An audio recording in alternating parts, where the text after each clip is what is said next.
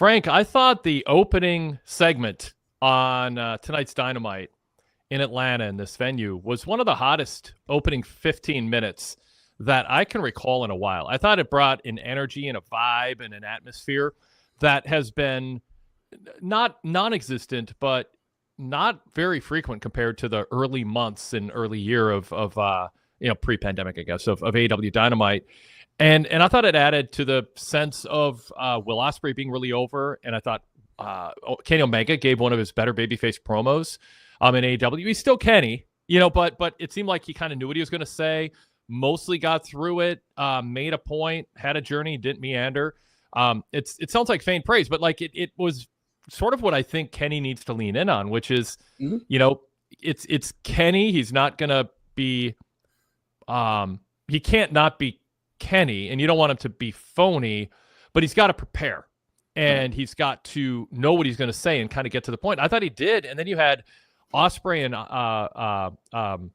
Omega getting like big star reactions from the crowd in a way that someone tuning in casually would be like, these guys are stars. And that's one of the things that's been hurting AEW. It's not just the atmosphere on the shows have been inconsistent with smaller crowds and darkened arenas, but the wrestlers have felt like less than they used to. And in this opening segment, and it played into Don Callis and Don Callis' family too, they all seem like stars. I thought it was a really good overall energy level to start things off. Yeah, no, you're not going to get an argument from me. I mean, I even turned to my daughter who was watching the show with me, and I looked at her and I said, not for nothing, Kenny still feels like the guy that should be the one in the company. Like he still feels like a top guy, and she felt the exact same way. And to your point about his presentation and what he was saying, there's still a little bit of an awkwardness to him, but that doesn't bother me. Like he felt very relatable in what he was saying. But professional and prepared. Like there were at times we didn't seem professional or prepared or really dialed in. Like, right. This is playtime. I'm not in Japan. I'll just, worship me. I'm Kenny. And this was like, he kind of felt like he had some work to do, and he did. Right.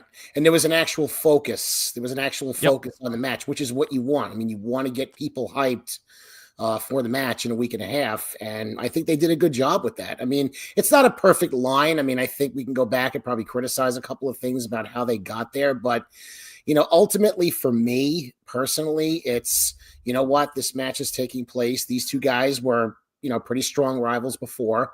And I think overall, on balance, they've done a good job getting to the point where I want to see what's going to happen between the two of them as they team up. People in the chat are wondering if the Ospreay chants were piped in. It didn't jump out to me that they were. Seemed like the crowd was very into both Ospreay and Kenny. Just visually, it looked like they were into them. So, but if they did and it got the crowd into it, it worked. I thought it added energy, but I didn't seem like anything that the average viewer would pick up on as being apparent. I just thought, and Ospreay looked the part of a big star too. So. You obviously want Kenny to have his value maximized reach his potential in 2025. It might be 5 years later than ideal. And there are some things that happened in the early years that got in the way of it, and they tried different things. But I'm with you. I think that this was the type of situation where somebody was tuning in this week and had been kind of off and on watching. They'd be like, oh, we're back in the Kenny Omega business. Like this feels like he's serious and dialed in. That was good. It was funny when he goes, I'm having my AEW in-ring return in 10 days. And it's like, wait, no. You just wrestled like 2 weeks ago. Like, so I don't know. I mean, it's not that big of a deal, but I'm not quite sure how to reconcile that if you just forgot or misspoke. But I'm going to give you the credit on that because I saw your report, and like in the moment, I was like, okay, I know he wrestled on Wrestle Dynasty, but I'm like, it feels like he worked an AEW show, but I wasn't sure that he did. They made a very big deal out of the cage match, yeah. And I looked at your report, and I'm like, okay, that's what it was. So I'm giving credit where it's due. But hey, I'll take it because sometimes my memory isn't great when it comes to recall to certain things like that, and it's other people correcting me or chiming in. So I will take the points on this one. Don't feel bad, Wade. I have a hard time. Now, I follow the AEW product. I watch Dynamite. I've even been watching Collision lately a little bit. Yep. Oh, God, is it tough. But I can't remember, right? Like I actually had to go back before we did the show tonight and just recall everything that took place last week because I forgot. It's not that I didn't watch that. You go back. See, the thing is not everybody is hitting refresh on social media constantly, listening to podcasts like this, talking to their friends about the product. A lot of people do, and they're great, and there are listeners and viewers. Right. But a lot of them, a lot of people, and the people AEW's got to chase down, are not, and that's why I think the use of video packages lately has been good. They haven't been assuming everybody watching Dynamite watch Collision. They should know better because they see the numbers we see, and it's not even close. So that was good. Yes. By the way, Zach, I do read the feud tracker. I do read it. So yes. Frank, I'll get Frank. My rule here. I scold everybody is we're a podcast also, and no one knows what you're talking about. So let me introduce the chat comments. Gotcha. So we don't. I give AEW a hard time for leaving. It's perfect timing. I give AEW a hard time about leaving people out. I will get to the chat comments. I'll highlight them, and then I will read them, and then we'll respond because I had people on the podcast side mention this. Like, what are you guys talking about sometimes? So right. I want to keep them in mind. All right, no problem. You are officially out of the doghouse. You've taken my scolding well. Better than most. Some people just walk out of the show when I do that. All right. So Sadler version 3, I want to read that. Says, yeah, I was confused when Kenny said that. I could have sworn he faced Brian Cage recently. And then Zach Barber says, read the feud tracker, Frank. You know what's funny is I was about to say that, Zach, if you don't draw attention to yourself on your own, feud tracker's great. That is how I get right back in the Dynamite zone after I cover Raw on Monday nights. Zach does a tremendous job. I almost emailed Zach today, and then I got distracted. I was like, Zach did a great job this week on the feud tracker. I recommend that to everybody. It's not just like a recap. It's like Zach's take on things and his opinion and evaluation, and he grades the feuds. All our feud trackers do a great job on PWTorch.com. So to all of our YouTube viewers and podcast listeners, PWTorch.com, check it out. Zach does a great job. So Sadler version 3, trying to give you an out, says, I don't blame the guest host. Chat comments would distract me too. It is tough. I mean, you got a cat too, Frank, distracting you as we start the show here. I know that, you know what it is? It's Zach. Zach and I give each other a friendly hard time. I like Zach though. He's good people. And when I saw that, I had to fire right back. But I know we'll talk about my show. I know to make sure that the audio listeners understand what's going on. So that was more of a reaction thing. But I totally no, I get it. I like play it up like I'm I'm serious about the point, but I play up the scolding. It's not that big of a deal. It's not me being like persnickety in particular. It's just I really do want the vast majority of people are listening to us and they just are what are they talking about? So it's easy to forget that when we're staring at each other and being distracted by chats. All right. Now, another comment. Derek Hubbard says, I'm with Frank. I watch Dynamite weekly, but often passively. Too often, nothing on the show sticks. It's hard to remember, difficult to recall, and often confusing to reflect on. Well stated, but you know what? I mean, we have busy lives. We all are doing stuff. And I mean, I don't think they have to hold your hand and do a 10-minute recap. I think WWE went too far last year with some of their recaps at the top of the show, like SmackDown. They'd have 8-minute video packages. And I mean, maybe once a year enough happens in a given week after WrestleMania or something, and you just really artfully put a video together and it's great and people want to relive the memories. But for the most part, sprinkle it in different ways without catering to people with super short attention spans, but also respect people's time that they tune in to see new content. I thought AEW got it right tonight. I thought that they mixed it in. I think they have been recently, by the way. I think they've got a good balance in recapping, and tonight was one of the better ones. There were definitely things on Collision the last 2 weeks that they included on Dynamite tonight that they needed to include to give context beyond Excalibur just bombarding us with verbal recaps that just kind of, it's not that they go through one ear out the other, but it's like the visual helps. Seeing it with your own eyes helps. And obviously AEW has a lot going on Collision some weeks, and they shouldn't assume knowledge. Kyle Fassel says it felt like a better show tonight for sure. And King of Strong Cell says, yeah, not bad tonight, getting better. Overall, and we'll talk about specifics, Frank, in a moment and cover other things on this show. There's plenty to talk about. I did think this was a better show. The building was good. I liked Daly's Place and the energy that they brought. I liked a couple weeks ago the older venue that they were in architecturally. I thought it was interesting and intimate. But they need to mix it up and be in bigger venues. This was sort of a hybrid. It's only a 5,000 seat building, so they didn't have an upper deck, but it had depth to it, and I think that they filmed it well.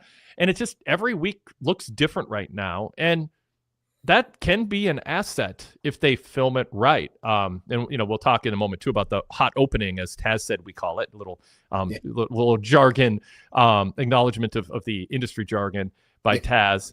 And then that was interesting too. It'd be nice if they did it now and then where it didn't lead to a brawl, so it didn't feel so like, well, that's why they were outside, because they're going to do a big brawl. Just like that was a cool setting to interview someone on their way in the building. But I think Dynamite's looked good. It doesn't look as Major League than when they're in a big building, and that's the drawback. Todd Martin has talked about that. You're better off, he argues, being in a big building with the ribbons going around the upper deck and the bigger stage and the vibe of being in a big building.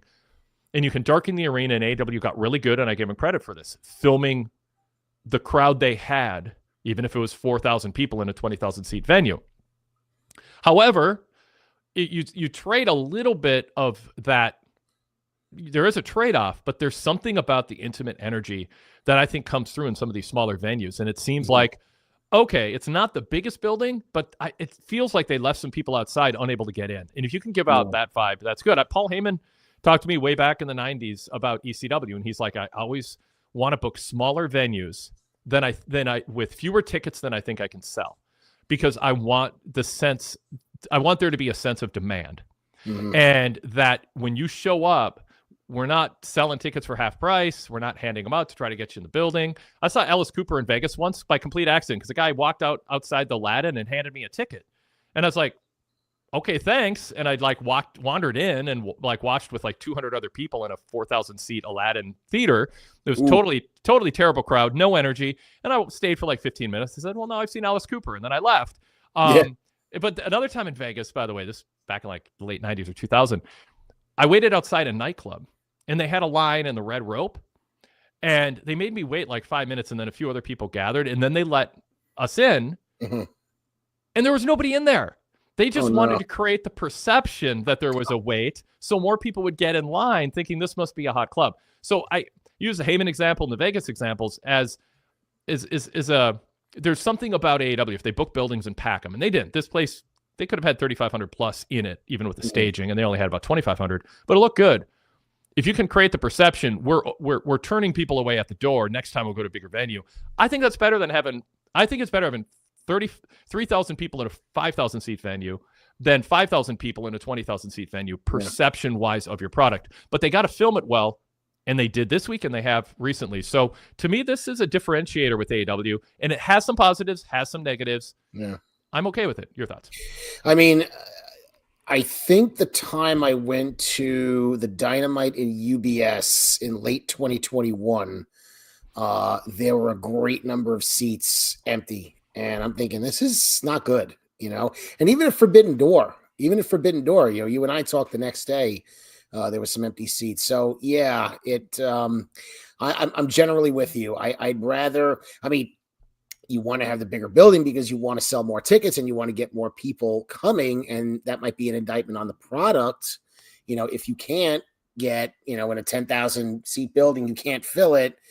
But if you're not going to fill it, you're better off, doing what you suggest, because it's going to make it look bigger. It's going to make it look more Major League on TV, especially with filming. So, yeah. I just wish they were able to fill bigger buildings. So you want them to be able to do that. But if they're not, that's the thing. Yes, there's all kinds of things we would like, but we make the best with what we have. I don't want to open cans of worms, because we can open up a lot of cans of worms having that conversation. So, what you're talking about. Some of us would rather have a really nice boat, but we make the best of whatever. I don't know. I can't think. You're making the best of what you have. That's pretty much what it is. Yep, and it's a choice, and I acknowledge there's pros and cons. Kyle Fassel in the chat says, I'm a big fan of the current venue, so much better than the big arenas. And GWF ESPN 1992 with a picture, an icon of the Patriot, Del Wilkes under a mask, says WWE's production is so high end and their crowds are so massive and hot right now that a good AEW show in front of 4,000 people feels smaller than it did 18 months ago, all else equal. And I don't want to say that they should just give up, but there's some AEW I don't think can compete right now in a big arena, even with 6,000 people. They can't look as big as 10 or 12 or 20 for WWE these days. When you get under 4 and you're in a 18, 20,000 seat NBA, NHL arena, it looks darker. It doesn't look competitive. And so if instead you go, you know what? We're not as big as WWE, but we think you'll like us better and watch, and there's things we will do better. They shouldn't resign themselves to being a distant number 2, but right now they are. And I'd rather go see a concert for my favorite band in front of 3,000 people or 500 people at First Avenue in Minneapolis than see a band I don't like as much or a band I like equally in an 18,000 seat arena. I like the smaller venues. So if AEW can kind of, they don't have to overtly sell that or draw attention to it, but some people are going to be like, there's not a bad seat in the house when I go to these AEW shows. And it's packed and it's high energy. And yeah, it's not as big as WWE, but I like them better. And so, I don't know. I mean, I don't think it's a disaster for them. Obviously, if they had never started Collision and they booked better and they protected their top stars more, I mean, we can have the whole list of things. I mean, Kyle Fassel says they'll always be minor league unless they get some actual compelling stories. I mean, that's in the eye of the beholder, but obviously they'd rather be drawing 8,000 people or more, justifying NBA and NHL arenas, Frank. Mm-hmm. No, you got to work with what you have. And the example that came to mind, I couldn't think of one earlier, was Grand Slam. And I'm not talking about the Australia one. I'm talking about the Arthur Ashe Stadium. Yep. And I went to the first one and it was amazing. And then progressively over the years, it just got worse. And it looked, like the one that they did in September. I'm like, this doesn't even look like Arthur Ashe Stadium. And I know what it looks like. You know what I mean? So it's just like, you unfortunately have to work with what you have. I mean, whether we feel they're minor leagues or not, this is what they're drawing. So, go to buildings that are going to make you feel big. And then if you do good shows and, the product is liked and people start watching it, the ratings start going up, you're pushing people out the door, then maybe you could start thinking about going back to, bigger arenas. Go ahead. And there's big restaurants in New York. And if you walk in and there's 1 out of 5 tables filled, you're like, this place might not be all that good. And then you go 2 doors down and it's a really small venue, but there's 1 table available out of 10. You're like, this is a hot place, even though there's half as many people in it. So again, it's just AW's got to, manage the pros and cons and make their choices. Rent can be cheaper. That can be a plus, but you got to get the TV production stuff in. All right. Enough on that. Let's pause, Frank. Let's introduce ourselves in the show.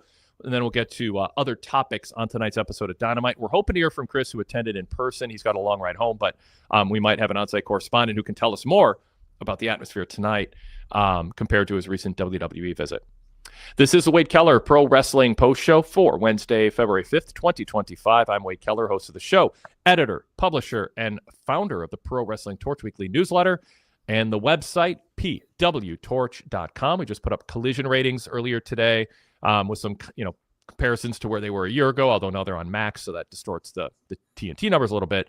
But they took a huge hit against Saturday's main event a couple weeks ago, and then this past Saturday, an even bigger hit against the Rumble. So we got that data, and so I encourage people to check it out every day. There's flashbacks from our 5 years ago. Dynamite report is up. We'll have the accompanying post show this weekend on this feed, the Wade Keller post show feed, for people who want to relive what we were saying about Dynamite 5 years ago with the MJF lashing Cody Rhodes angle at the end. That is quite memorable. But yeah, check out PWTorch. We got flashbacks of my TV reports and others, TV reports from 5, 10, 20, even 30 years ago, raw reports, which are a blast to edit and post. I love reading through my raw coverage from 1995. And great columns, as Zach Barber mentioned earlier, our Feud Tracker columns, hits and misses, breaking news, much more. Our poll up, who do you want to see Cody Rhodes wrestle at WrestleMania? So all kinds of reasons to go there every day. I hope everybody is. Open up a tab on your mobile device or your laptop. But we're here on the post show to talk Dynamite. We are here live on the PWTorch YouTube channel every Monday, Wednesday, and Friday night after Raw, Dynamite, and SmackDown.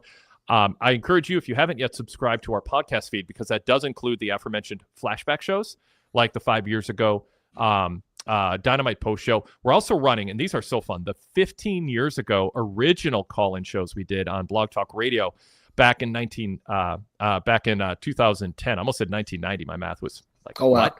That was a whole different era. That was radio show days.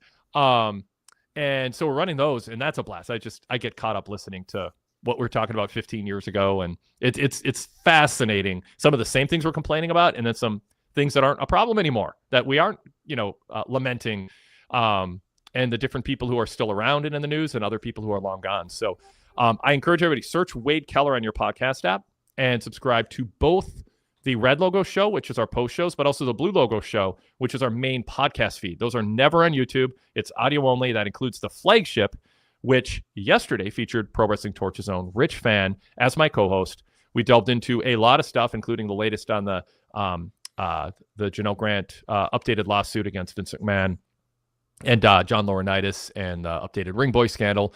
That was a mid-show. We covered, obviously, the big Jey Uso celebration at the top of the show, and our thoughts on the follow-up to the Royal Rumble. We also talked AEW, some various topics there, and much more. So check that out if you haven't yet. That also includes flashbacks of some timeless interviews. And coming up this weekend on the Blue Logo Show is my interview with former AWA and WWF announcer Ken Resnick, who, Frank, was around for some of the days of events that you cover on a show we'll talk about in a moment here, that you are have launched and are a big part of here on YouTube, our Torch YouTube channel and on our podcast feed. He's got Road Warrior stories, Bobby Heenan stories, Hulk Hogan stories, talking about those localized interviews where one wrestler would cut the same promo 20 times for 20 different markets all on the same afternoon while other people sat in the background waiting for their turn. I mean, it's just a real interesting insight into a very different era of WWF and AWA pro wrestling. Recently, also on the Blue feed, the Wade Keller podcast feed, my interview with Steve Austin from 10 years ago, where he critiqued Roman Reigns and said what he was missing as a top star. Steve's right about almost everything when it comes to observing wrestling, even if he's not watching it as closely day to day as some people listening. When he does watch, he picks up on things. He's really savvy, comes through in that interview. Fascinating to listen back to. So anyway, for anyone on YouTube, you're not subscribing, subscribe. If you're only subscribing to red or blue, subscribe to the other one. Search Wade Keller on Apple Podcasts, Spotify, or whatever podcast app you use on your phone, Android and iOS compatibility. And while you're at it, search PWTorch to subscribe to the PWTorch Daily Cast. Now, Frank, you have a show called Pro Wrestling Then and Now. My intro has run long, so we're going to talk one more topic, and then we're going to talk about your show after we talk one more topic about Dynamite here. But it is a fun flashback show with a variety of co-hosts looking back at pay-per-views in the past. Well, I've just spoiled it. We'll get to details from you in a moment. Absolutely. I do want to take care of business in terms of how, if you're watching us live, you can participate. We have the live chat. We keep an eye on it. If you want to jump out, if you want your chat to jump out to us for sure and be featured, you can do a super chat, and we'll put it on the screen and for sure give it attention. But anybody can be part of the show, and we keep an eye as much as we can on the chat and incorporate that into our discussion. It's great getting real-time feedback as we talk. That's for people watching us on YouTube. If you are watching us on YouTube live or can't watch us live but still want to be part of the show, email is the way to go. wadekellerpodcast@gmail.com. Also, you can be a video or audio caller. We reserve that for VIP members and Patreon supporters. On Patreon right now is a link to be a video or audio caller. And on my TV report at PWTorchVIP.com, our ad-free VIP website, in my Dynamite report at the top and bottom of the report is a link to be a video caller. So those are the ways to participate in the show. And finally, please like this show. Please comment below and subscribe to our channel. All right. So let's get back to Dynamite, and let's talk about Toni Storm, Queen Aminata, and Mariah May. Mariah May on commentary. Toni Storm gets the win. Toni comes out as Mariah May, agitates Mariah May at ringside with the imitation. Mariah taking the dig that I was waiting for her to say, which is, how much did she have to have my outfit altered to fit in it properly? I was like, wow. But I was, I thought Mariah May's character would say that, and she did, because Toni Storm is just shaped differently in different places, and it was like, and Mariah's going to seize on that and just be nasty about it, and she was. But Toni was great. She had every mannerism down. It was like a roasting. I mean, Toni's super gifted at playing this role, and that's why people love this, even if we're not quite sure it's led anywhere productive other than being really entertaining, and tonight agitating Mariah a bit. But the whole charade was entertaining to watch, and people loved this performance and talking about it. So yeah, Tony was magnificent playing Mariah May start to finish and after the match. And I thought it was a good angle to build things up. And Mariah playing the role of a heel, jumping on the ring apron, going, I want to get my hands on you. And then, well, maybe not. And then jumping off the ring apron and retreating. Frank, your thoughts on Tony Storm Mariah May tonight and kind of the larger storyline with him? I mean, you needed to do something, especially after last week when it seemed like Mariah was completely unfazed. You know, I read your report and your thoughts on that.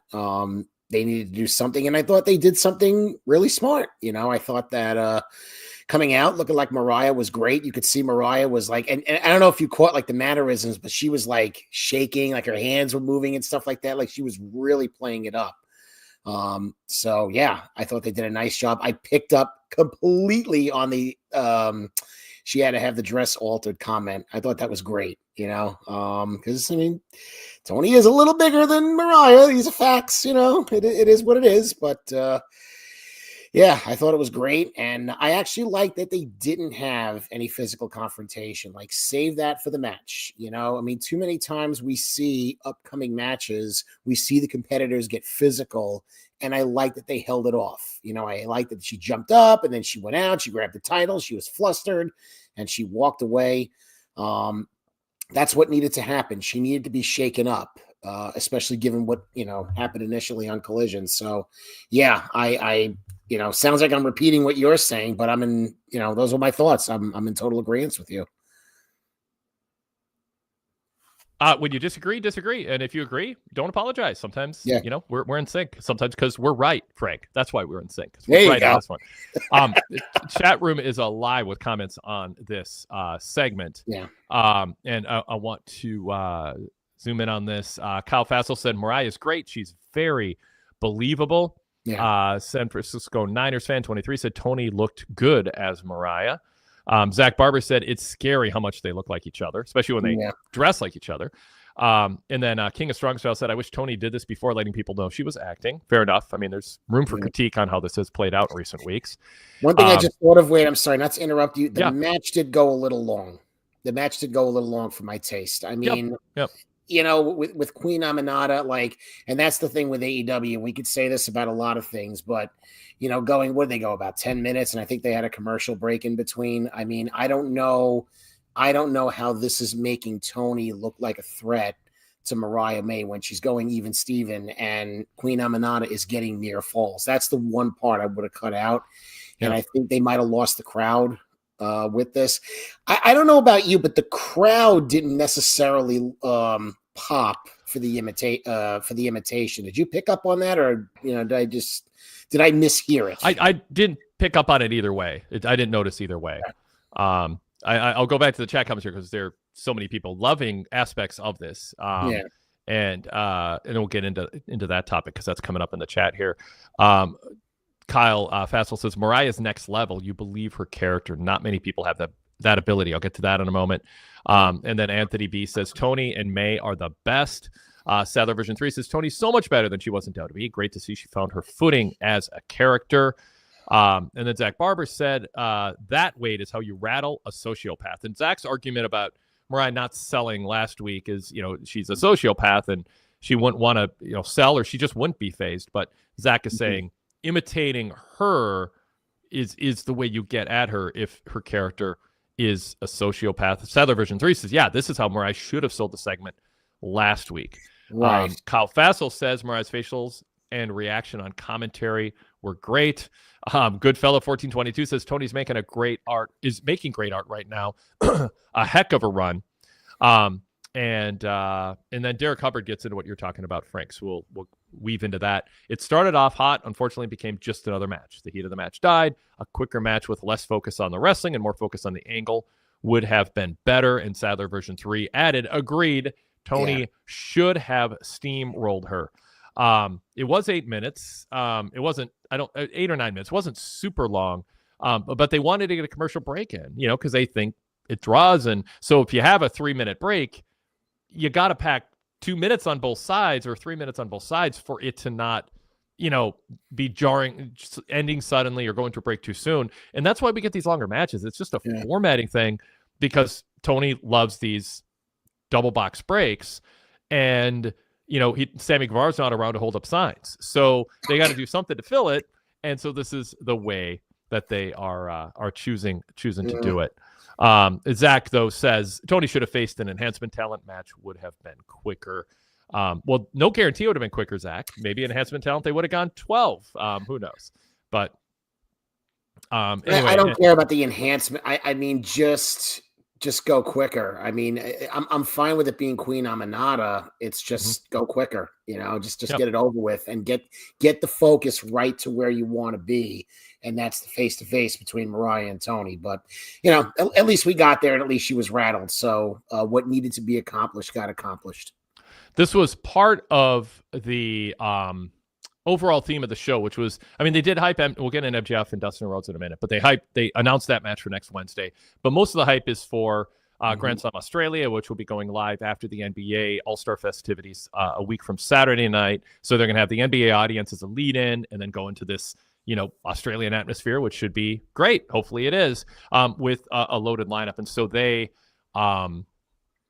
thought they did a good job building that up and hyping it throughout the show tonight.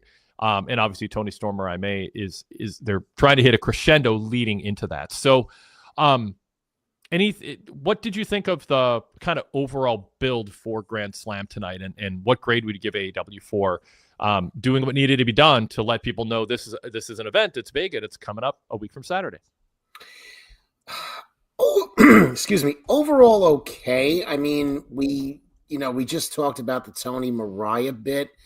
I don't think we got any follow-up on the challenge by Jay White and Copeland, and I'm not saying Cope. I'm sorry. Yeah. I say Copeland too, and they say Copeland too. Yeah. I don't think we got any follow-up on that because he issued the challenge, and I don't think that match was made official by Tony Khan. So I don't know if that's taking place. It's on the website. It's on. I think it's official, but they should have. But they got they got Saturday and Wednesday to drive that home. At least they ran the angle and issued the challenge. Right. Usually they follow up on that. The whole bit with Okada and Matthews, and I thought it was a little goofy, the whole bitch thing. I don't want to complain about the Okada bitch stuff because that's been going on for such a long time and it looks like it's not going to stop. So why am I going to whine about it? But I still don't like it. So, that was okay. And what is the other? I'm drawing a blank. Yeah, and we'll go in depth analyzing each of the builds, but from a kind of big picture macro sense, what I liked is they had the graphic on the screen a lot throughout the show. Right. What they didn't do is something WWE does. Maybe they just don't have the resources to do it, but they show the venue and to go, like WWE does that now, where they show the city they're going to be in. And normally it's not a big deal, but it's cool. No matter what, it's always cool I think it's a production plus to do it. Right. But it's freaking Australia. Show where you're going to be. Really give people that, and hopefully they do that by next week and say, hey, we're setting up, or we're going to be setting up soon. This is going to be great. And, there has to be some local TV reporter in Australia they can hire to do an on-site preview of the venue getting set up or talking to some fans or something to make it feel like, this is a big event that you want to go out of your way to see. It's not just a themed episode of Collision. This is, something more in the Grand Slam tradition. Right. Yeah, I would say, grade-wise, B-, I would say. B-, B. They did enough. They could have done more, but not B-, B- is where I am. Yep. So the specifics of the matches on this lineup, we have Mariah May, Timeless Tony Storm. We already talked about that. You mentioned Jay White and Adam Copeland teaming up against the Death Riders before Dynamite, or not before. At the very beginning of Dynamite, Jay White interviewed by Renee Paquette, and he said, I don't have a lot in common with Copeland. We haven't crossed paths, but we are an unlikely alliance because we have a common enemy. And then the Death Riders showed up, and then FTR in the back jumped him in the background. We had an even fight. And they had a brawl that was a good tease that then set up, the challenge of a Brisbane brawl. Jay White and Copeland against the Death Riders. Like you said, they didn't confirm it, an oversight probably on their part, unless they're going to try to, if it's already on social media, they should have announced it on TV. But whatever, they got the next week and a half to push that on all their avenues. But White and Copeland teaming up is interesting. It just feels very random, but it can work. And I thought Jay White was good on the microphone. I think he's one of their better natural talkers. I don't think he's top shelf promo. I think he's whatever that next one down is, which is almost elite, like, but not quite. Like, I don't think people are like, I got to tune in to see Jay White. You know, like MJF at his best is an example of that. But Jay's better than Kenny Omega and Will Ospreay at the stage. Like, he's just in that second tier of really good. And they gave him something to talk about. And one thing he comes across as is a articulate alpha male leader in the way he talks. And AEW doesn't have a lot of those. Like, Dax and Cash come across as like alpha guys, but a lot of people are goofs, or they're more flash than substance when it comes to their verbal abilities. And Jay just comes across to me as like, he'd be a guy like on a basketball team. You'd go, oh, he's the one at halftime when the coach is done talking to the players to get them going and telling them what they need to do. He has that kind of alpha type A personality, and AEW doesn't have a lot of those. And he does. So that's another thing I like, besides, of course, the accent adds a little touch, as does yours, Frank. Well, hey, how you doing? Gotta break the New York accent out here. The only thing I wish they weren't doing 2 matches with unlikely allies, because we're getting that with Ospreay and Omega. Yep. And we're getting it with Jay. And I mean, it's not quite the same thing. I mean, it's 2 completely different things. Yep. But you know, there's a lot of redundancy with AEW. We've seen that on many shows, many pay-per-views and things like that. Not a big deal. I'm not pounding my fist on the table about it, but I just wish that they would be a little more careful about that. But yeah, I mean, and it actually finally like felt like he was a babyface, you know, not that I'm particularly worried about that, but you know, even during the times that he was, it didn't really feel that way. And this was the first time it actually did. But he's still playing sort of Randy Savage to Hulk Hogan. You know, Copeland is the bigger star of the two in the way that they're framed. I mean, I know who I'd rather pay to see at this point, and I'm not like a anti-Edge Adam Copeland guy. You know, I think he's been a good contributor, and he's usually been, you know, the secondary guy, not the centerpiece guy on a touring champion. But the way AEW's framed him, he's this big star from WWE, and Jay White has been underutilized by most accounts based on what people hope for him, who had seen his work in New Japan especially. So he's coming across a little bit as a junior member of the team. We'll see how the dynamic works, and maybe it'll work out. We've had lots of Orton and Edge. I mean, there's been a lot of different partners over the years, and sometimes they click and sometimes they don't. This could be a one-off. We'll see. Moxley saying, I don't want to fight you tonight, and kind of like it was more of a heel role, kind of like Mariah or, you know, Max Caster for that matter, the cartoonized version of it, which is, you know, you talk a big game, but, you know, you're not going to fight. And he didn't seem worried about coming across a little cowardly or opportunistic or whatever, in not just taking on a challenge to fight right then and there. They were, when they outnumber the baby faces, they're brave. When it's even, they're not. That's what a heel should be. And there's been a problem with Moxley's group because people like Moxley, and he's saying things that people are nodding along to, going, yeah, we'd like people to take pro wrestling seriously who are in the pro wrestling business and not take their jobs for granted and all that stuff.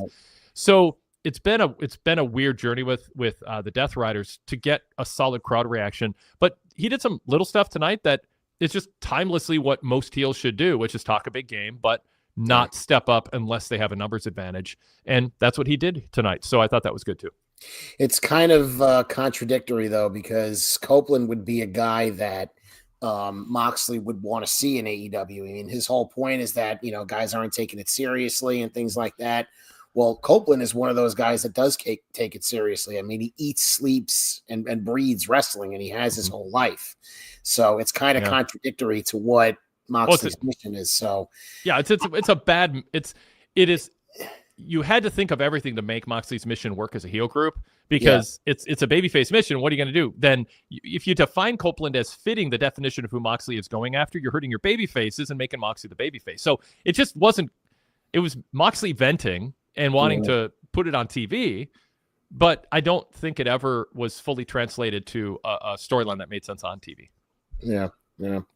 I do also wish, and I don't know if you mentioned this already, but the challenge was issued on Collision. And when they started the show and they had the brawl and everything, he just went right to, hey, Mox, what about my challenge? And it's like, now, like for myself, thank God I read Brian Zillum's report to give him a shout. I get a chance to watch Collision, but I knew that it took place on Collision. Yeah. If if you didn't watch and you didn't follow and read every social media post and every report like Tony Khan does, you're not going to know that challenge took place. So it would have been nice. I'm going to agree with you, but also qualify it. I think it was one, it was the opening segment. Like, so you didn't have time. Like, they're trying to do, as Taz says, a hot open. So you had, like, I'm more critical of it when there's an easy solution. Like anything that is an easy solution, don't come at me and go, oh, that's nitpicking or that's a small thing. If it's an easy solution, they all add up. So I don't care that it's a small thing, because I've said this in recent weeks. Every wrestling show you watch, there's somebody nitpicking, and that's why the show is watchable, because there aren't 50 things that are sloppy and bad that they, quote, nitpick about to clean it up. Well, finish the job. You know, if there's broken mayo jars in aisle 3, don't leave 5 shards of glass just because you clean up most of it.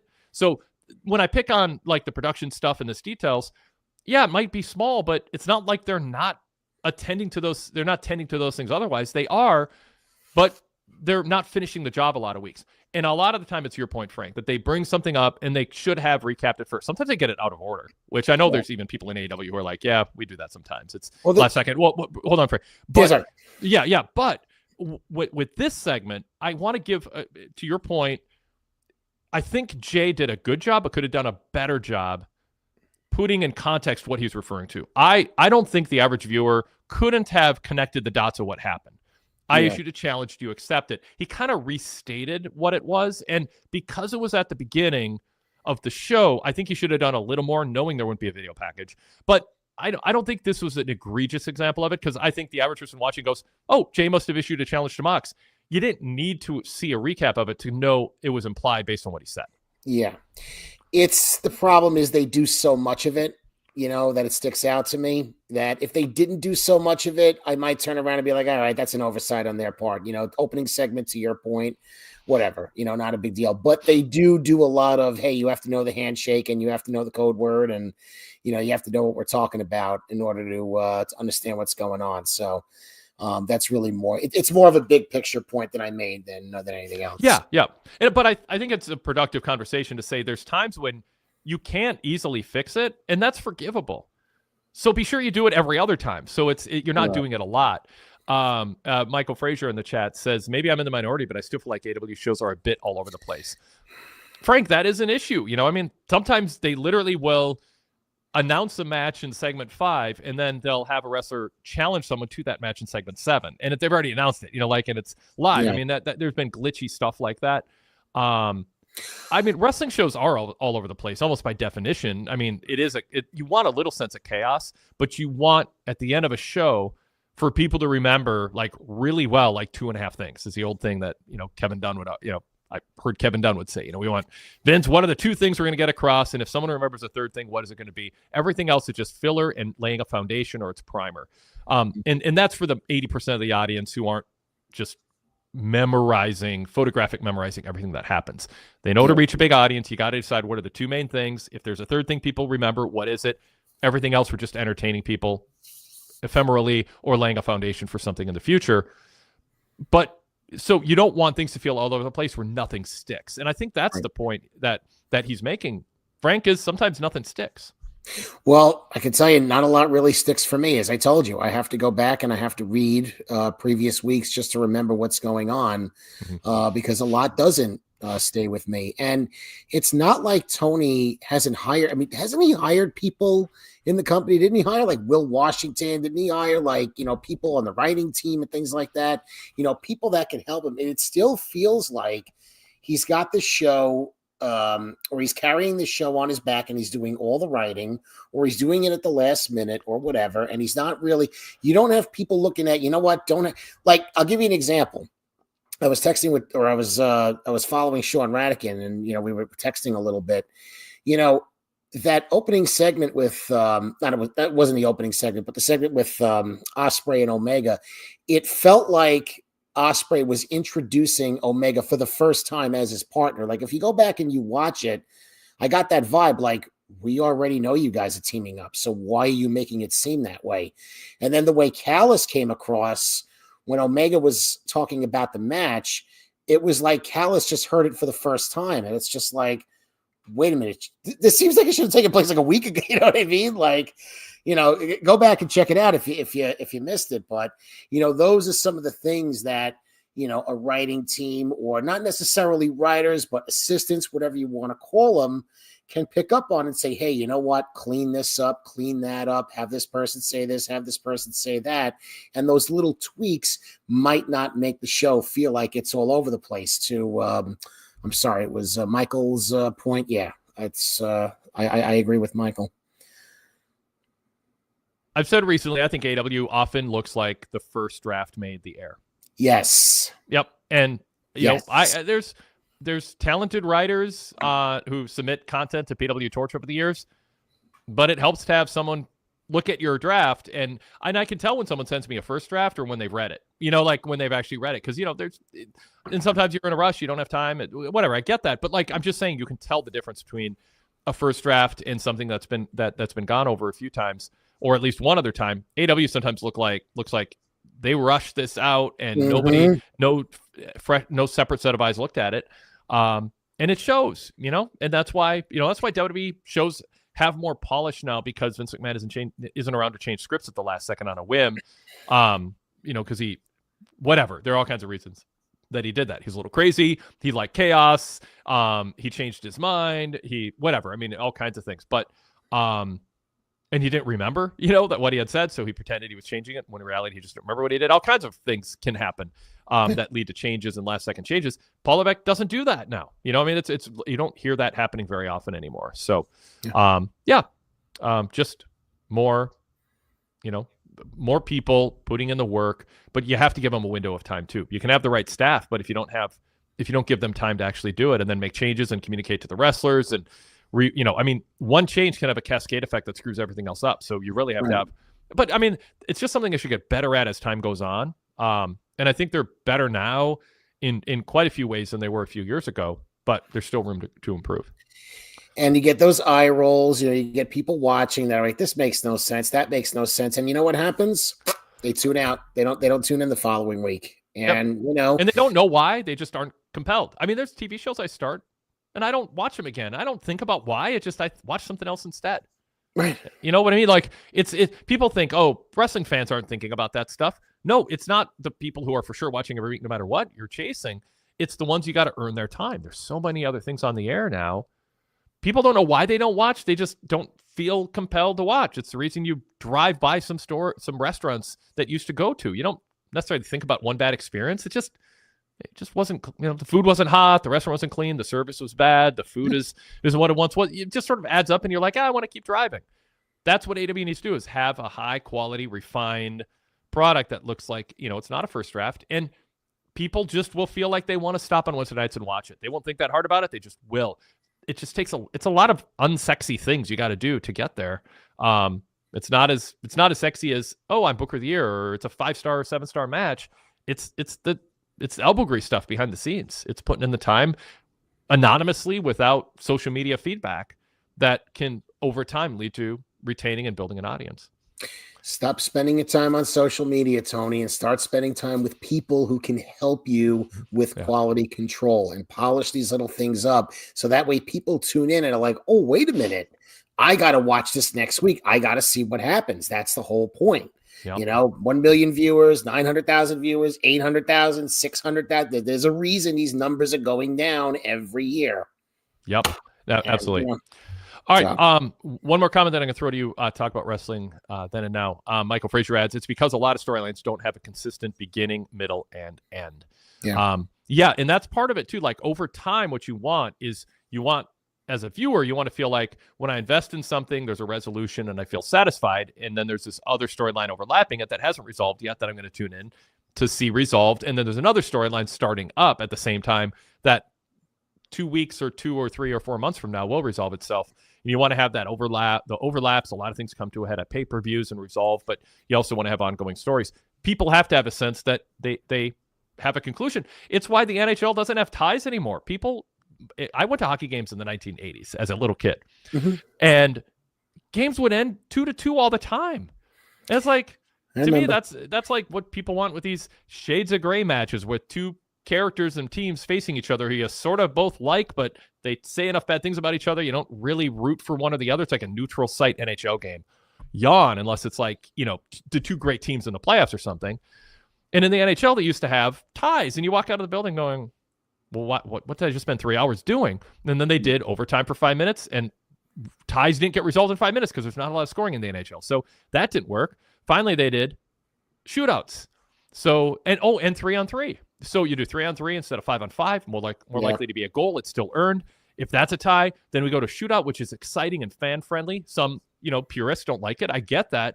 But you want people to feel like, okay, in the end, there was a winner.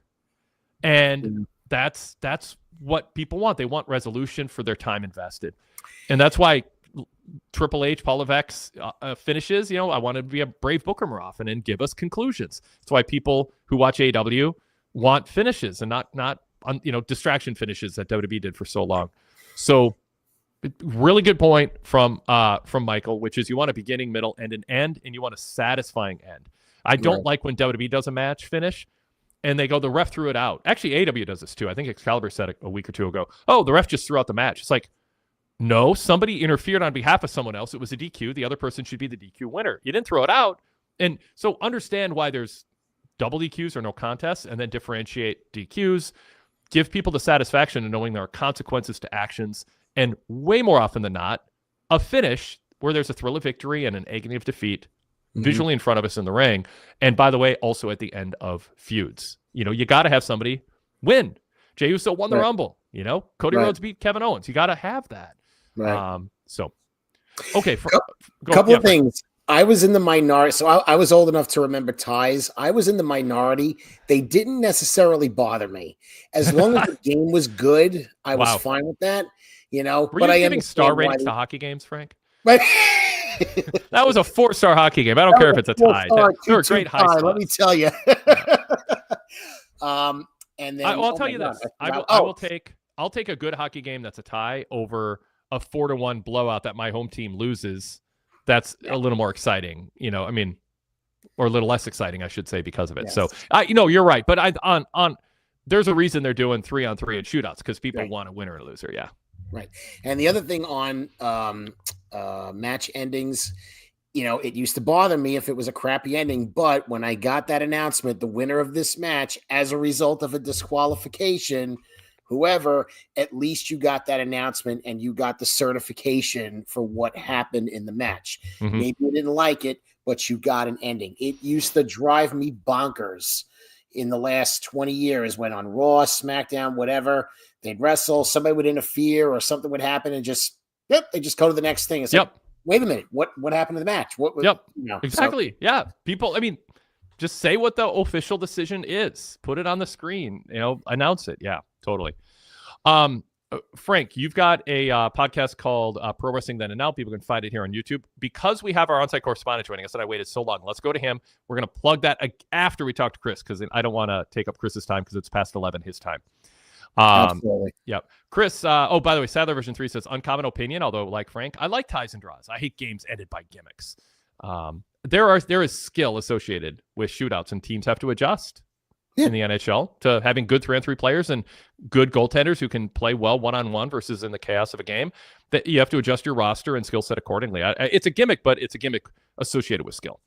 Yep. I don't want to. I'm not here to defend the NHL, but I enjoy 3-on-3. Are you sure, Wade? Yeah. I'm just stating my opinion. I do not dread ties like I used to as a kid. Yes. All right, let's bring Chris Rucker on. He attended tonight. Chris, welcome. Hello. Can you hear me? Yeah, sure can. Thanks for coming on. I'm glad I ran into the hockey talk as I'm wearing a Vegas Golden Knights hat. I see that. Yes. I like it. I didn't know, but if other on-site correspondents can find a way to wear a hat that fits the theme of what we're talking about before they come on, that would be awesome.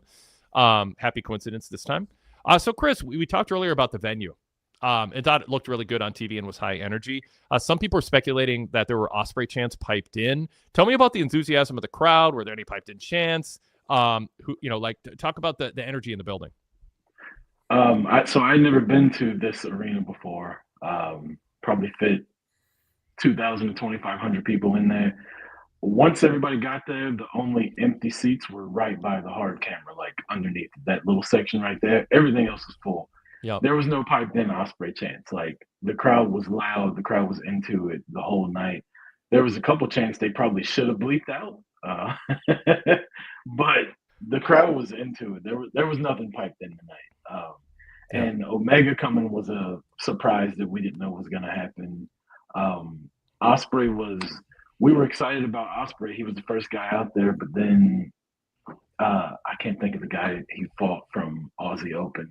Mark Davis. It was just like, it was just like, that was kind of a letdown. And it wasn't that good of a match, but other than that, man, the crowd was into it. I was excited about it because the smaller venues, at least here in Atlanta, are doing them really well. Like it just looks better. Mm-hmm. How many AEW shows have you been to, Chris? Total, or just like in the past couple weeks? Total. I mean, I travel around and go to a bunch, so probably like 10 to 15. Yeah. So how did the energy level in the building tonight compare to all the others you've been to over the years? So I went to top half, top third, bottom third, whatever. Yeah. Yeah, this would be kind of like the first AEW that was in State Farm. It was Cody versus Wardlow in a cage. Mm-hmm. Now, there was only a tenth of the people here compared to that one, but the energy was still there. This wasn't like other shows that I've been to in Duluth, Georgia, where it's just kind of like people are there going through the motions. Like people were into it. It was nobody was trying to like hijack the show. All the chants had something to do with the match, even if people were chanting Ricochet's bald or whatever. But it was all about what was happening in the ring. So that was a lot of fun.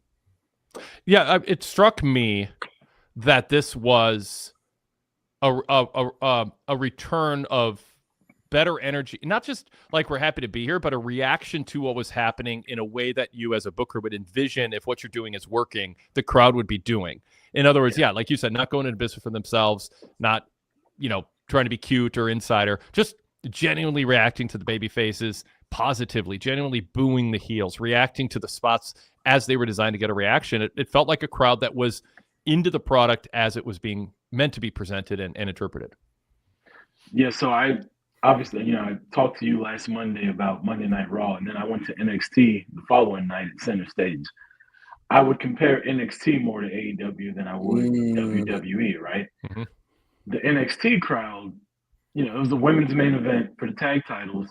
They were chanting for Trick Williams, Montez Ford, and I can't think of the other lady's boyfriend, but they were chanting for the significant others of the women that were there. There was none of that going on tonight. Everybody was paying attention and locked in to what was actually happening in the ring. So it was fun to just finally be at an AEW show here in Metro Atlanta that people were into, as opposed to just, I'm bringing my kids here so they'll be quiet and leave me alone about going to see wrestling. And then you get there and it's like, where the big stars at is kind of how it was in Duluth and even Athens a couple of weeks ago for Collision. But, it was a snowstorm. There weren't many stars there.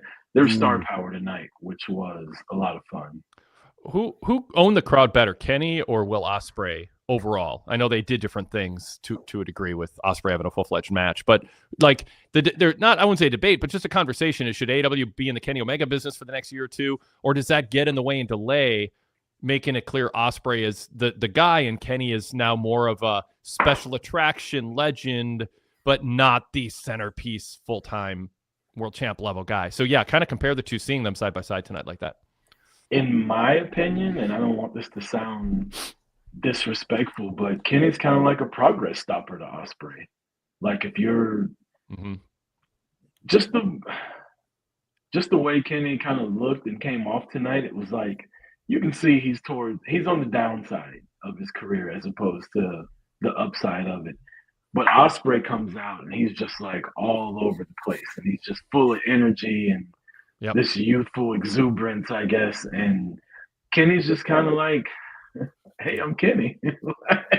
And now don't get me wrong, star power was there when Kenny came out. But honestly, if I was in charge, I'd have Ospreay out there every week. And like you said, Kenny would be more of a main or a special attraction. But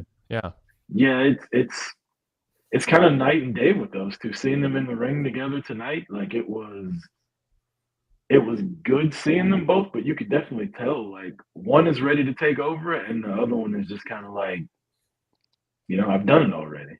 Mm. Did the crowd react to Kenny's closing adieu line and all that? Like, did it seem like that audience knew that and felt honored to be present to be in person for that to be done? Yeah, they did. Yeah. It was the entire row behind me, like, said it before he said it. And that's what Kenny needs, is AEW needs, is they need crowds. I talked about the bellwether fans, 10 years ago in WWE. They're the ones who if they're into somebody and they react to them, they can lead the rest of the more casual fans in the building to go along with it. And AEW needs crowds that are reacting to the things that wrestlers are deciding to do, especially if they're callbacks, as Kenny said, to 2019. Like if you're doing stuff where it got famous, more than 5 years ago and has never really been a consistent thing in AEW, but it's part of your persona that people know, be in front of a crowd that reacts to it. If they react to it, the rest of the audience, I think, will go along with it. Yeah. One other topic that I'm going to go throw to Frank for a question. We had Hurt Syndicate, and then the Austin and Colton Gunn come out, and their return. Seems like the crowd really liked Hurt Syndicate, and then AEW, as they're praising Private Party, seeming like they're kind of leaning babyface a little bit. They're arrogant, they're sure of themselves, but in a way where they're not overtly being heelish. And then you bring the Guns out, who are getting pops and cheers and acting like baby faces. I'm curious what you thought the dynamic was, and did it? To me, you would want these two teams to face each other later when they both have been baby faces for a while, if that's the goal, and then it feels like a big match. But when the Guns are coming back and Hurt Syndicate are trying to adjust their act, maybe, why have them against each other if the fans are having to cheer both, but you're not going to cheer both as much as you're going to cheer one over a heel if it was a heel act. So I'm curious what the dynamic was in the building, and if you think I'm misreading the room in saying that they sort of offset each other a little bit. So the Hurt Syndicate, I've heard you talk about them before, and I don't know that they're heel or face. They hurt people. That's their thing. They come out, they wrestle really well, and they just try to win matches. They were completely over tonight. Like so many "we hurt people" chants and Shelton and Lashley chants. Yep. The Gun Club made their return tonight.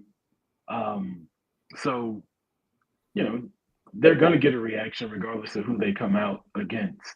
I think if they'd been on TV for probably a month or so, I don't know that reaction would have been like that. Mm-hmm. That's just my opinion, though. But it's also like the weaving together of the storylines. Last time we saw them, they were with Jay White and Juice Robinson. Jay White, at the beginning of the show, was getting jumped by 6 people. If the Gun Club were there, how come they didn't go help him? Mm-hmm. That was the first thing I was thinking. Instead, they come out and they pose on the entranceway and come out to face the Hurt Syndicate. And it's like, there was no breakup, There was no, hey, you go do your thing, I'm going to do mine. They just kind of, and that's one of the issues I have with AEW is that the stories don't stay consistent. Mm-hmm. And so you don't know who's going where. Like I said, they were in the Bullet Club with Jay White, and they just watched him get beat up by 7 people until FTR and Copeland came out and helped him. Yeah. Frank, jump on in. You can respond to what we've done or bring up a new topic for Chris to give us insight on for being in the arena. Yeah, I just want to follow up on that. It felt like on TV that they just kind of like FTR and Copeland just kind of like folded in. Like it wasn't like they ran in and the crowd cheered and everything like that. It just kind of seemed like the brawl was going on and they just kind of like weaved their way in, and it wasn't like that reaction, because that's kind of the desired reaction that you want when you have people coming out saving their friend. You want to get those cheers, and it didn't feel like that, right? And am I misreading it, or is that how it came off in the building? No, so right in the section that I was in the first row of the section right above the floor. And right before the show started, security just swamped that section that I was in. And so we were all like, oh, I guess Moxley's coming right here, because he's really the only one that comes through the crowd. Sure. So the stuff was happening on the video screen, but everybody's watching security, and they're trying to figure out, like, which way are they coming from? So we looked up. By the time we looked up, at least in my section, FTR had already showed up and Copeland had already showed up. And so there was Okay. the reaction came once they came into the arena and they were fighting through the crowd. But Right. Yeah. we were kind of laughing at Jay White, like talking to him and Marina picking up. I don't know if this came on TV or not. Marina picking up Renee and like carrying her off to safety got a big pop forward because we were all like, I guess Moxley gave her instructions to like protect his wife while he's out fighting. But did y'all see that or not? Did that come on TV? I think I missed that. Wade, did you? I don't think it did. No, I don't think it did either. Okay. Yeah. Okay. Yeah, as soon as Jay White started throwing hands with the Death Riders, Marina picks up Renee on her shoulder and just walks off screen. Well, now I want to rewatch it and see that's a cool detail. If that made air and it was in the background. Boy, it's awkward. It's got to be awkward for Renee to watch all this going on with her husband. You know, they don't they don't talk about that enough. I do want to ask. What did I want to ask you? Oh, the MJF. The carry was on TV. So Frank, you and I both missed it. So Chris, it did make TV. So I got to rewatch that. Okay. Okay. Yep. MJF, I'm kind of curious how he came off when he came out. Did he come out like a star? And I'm asking you because I'm kind of copycatting Wade because the 2 times that I went to pay-per-views, his question to me was, while I was there, did MJF feel like a star? And I'm kind of curious about that because I feel like he's kind of in a descent, ever since the whole thing with Adam Cole, it doesn't necessarily feel like he's the big star that he was. And even when I was in the building for Forbidden Door on Long Island, where he's from, the reaction was good, but it wasn't the reaction that you would expect, especially from a New York crowd. When one of New York's boys come out, we go nuts. It didn't feel that way. So from your perspective tonight, how did MJF across? Did they react to him as a star, or was it more like, okay, boo? When his music hit, he got a really big reaction. Yeah. Okay. By the time he got to the ring, they were chanting same old shit before he even started. Wow. Yep. That's my concern. Okay. What it was, I crossed my mind. The pop for his music was, as you just verified for me, Chris, loud. And then it did seem to die down to Frank's point, and it crossed my mind. People pop because it's MJF, and then it hit them. Oh, wait, the last 2 years. Yes. And then they like it was like crazy, like, oh, MJF's here. Oh, wait, he hasn't been good for a couple of years. And that's oversimplifying, overstating. I think he's had some good moments and some bad luck. I always throw those caveats in because there's so much talent there. He's had good weeks, but no question, the last couple of years roughly have hurt his momentum. And it makes it harder for him to go out there and say the things he says with credibility, although with the heel, that's not essential. So, talk about, did he win the fans back? Get more into that, Chris, the ebb and flow. Well, the bad thing for him and for, people that want him to be a star is he hadn't been in Atlanta or Metro Atlanta, and I can't remember the last time I go to every AEW show that's here. So for him to finally be here, it's like his music hit, and it was like, oh, MJF is here. Oh, that's right, MJF sucks now. And it was like, good. We were more excited for Hangman coming out and their little face-off. But, of course, Max Caster had to, mess that up.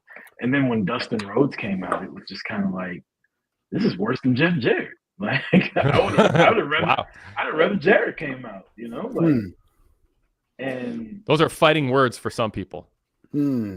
Taking Jeff know. Over Dustin, or just disparaging Dustin. But you're not alone either. I mean, there's, and sometimes it's just one older guy who's a legend in his mid to late 50s is a plenty.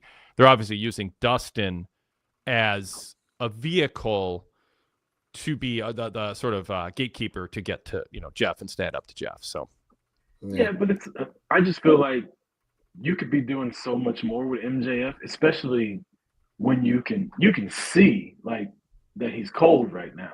Like I said, I was in the building tonight. His music hit, everybody popped, and then when people start chanting same old shit to him, it's like you can see that hurts MJF to hear that too.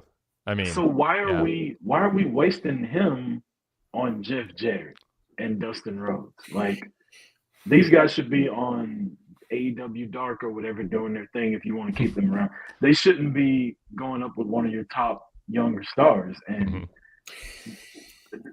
to me, that's one of the problems with AEW is that you got Moxley and Edge and guys like that came from WWE, and then you have younger stars that you could be turning into bigger stars, but you have them doing things that just don't make sense. Like MJF versus Jeff Jarrett, like nobody wants to see that in 2025.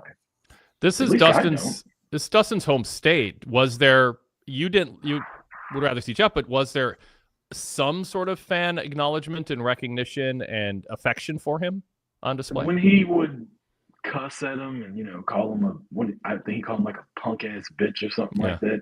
Yeah. You get a reaction for that. But reset the bitch meter, like you say.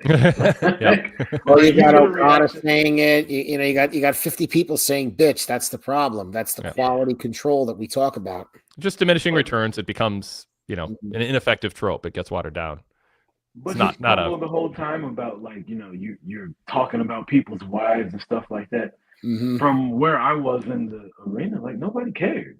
Like it was just like it's just MJF and it's just Dustin Rhodes, and I think that's a bad place to be for MJF because 2-3 years ago you would have thought he would have been the guy that's like leading them to bigger and better things, and now he comes to Atlanta for the first time in years, and we're just like, all right, let's get to the next thing. Yeah. If I may, and I want to give a shout to Jake Barnett over at ProWrestling.net. Obviously, Wade, he just did the show with you this past Monday. I'm not going to paraphrase. I'm going to quote what he said. Give me one hot second to find it. Okay, this is what he said. I still think he's got to find a way to add more complexity to his act than being an insult comic constantly going after the lowest hanging fruit. And that's the problem. He's always going after somebody who was drunk, who was on drugs. He's going after Owen Hart. I mean, yeah, it's the stuff that's going to get you oohs and ahs in the moment.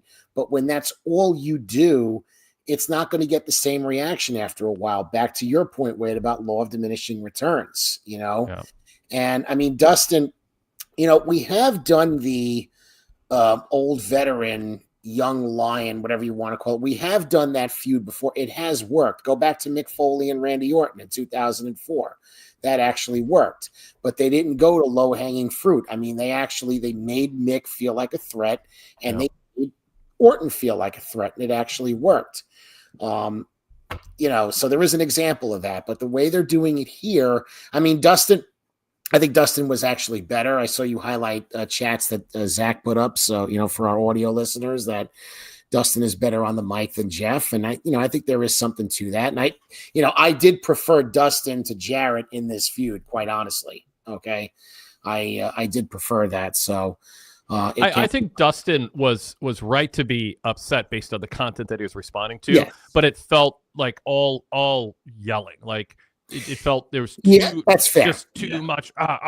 Swear. That is fair. Swear. And with Dustin, and he's done this in the past. There's a confidence to a cadence that slows down, that gets soft, that builds to a crescendo. And he just came out, and Goodfellow 1422 says, I thought Dustin spit fire tonight, so I was good with it. I think spitting fire is good at a peak moment, but it just was like 2 straight minutes of yelling, and at some point it's just like, okay, let's pick your spots to yell. But I thought he was making some good points otherwise. But yeah, I mean, Kyle Fassel said Dustin's definitely better than using a face Jarrett. Yeah. Zach Barber says, hey, Dustin was fantastic tonight. Kyle Fassel said, I did like what he had to say, but like Wade said a few weeks ago, got to be careful using too many older guys. Chris, jump in here. So being there tonight, seeing it live, I feel like if you could have took Dustin's verbiage and gave it to Jeff Jarrett, because Jeff is more physically imposing than Dustin is.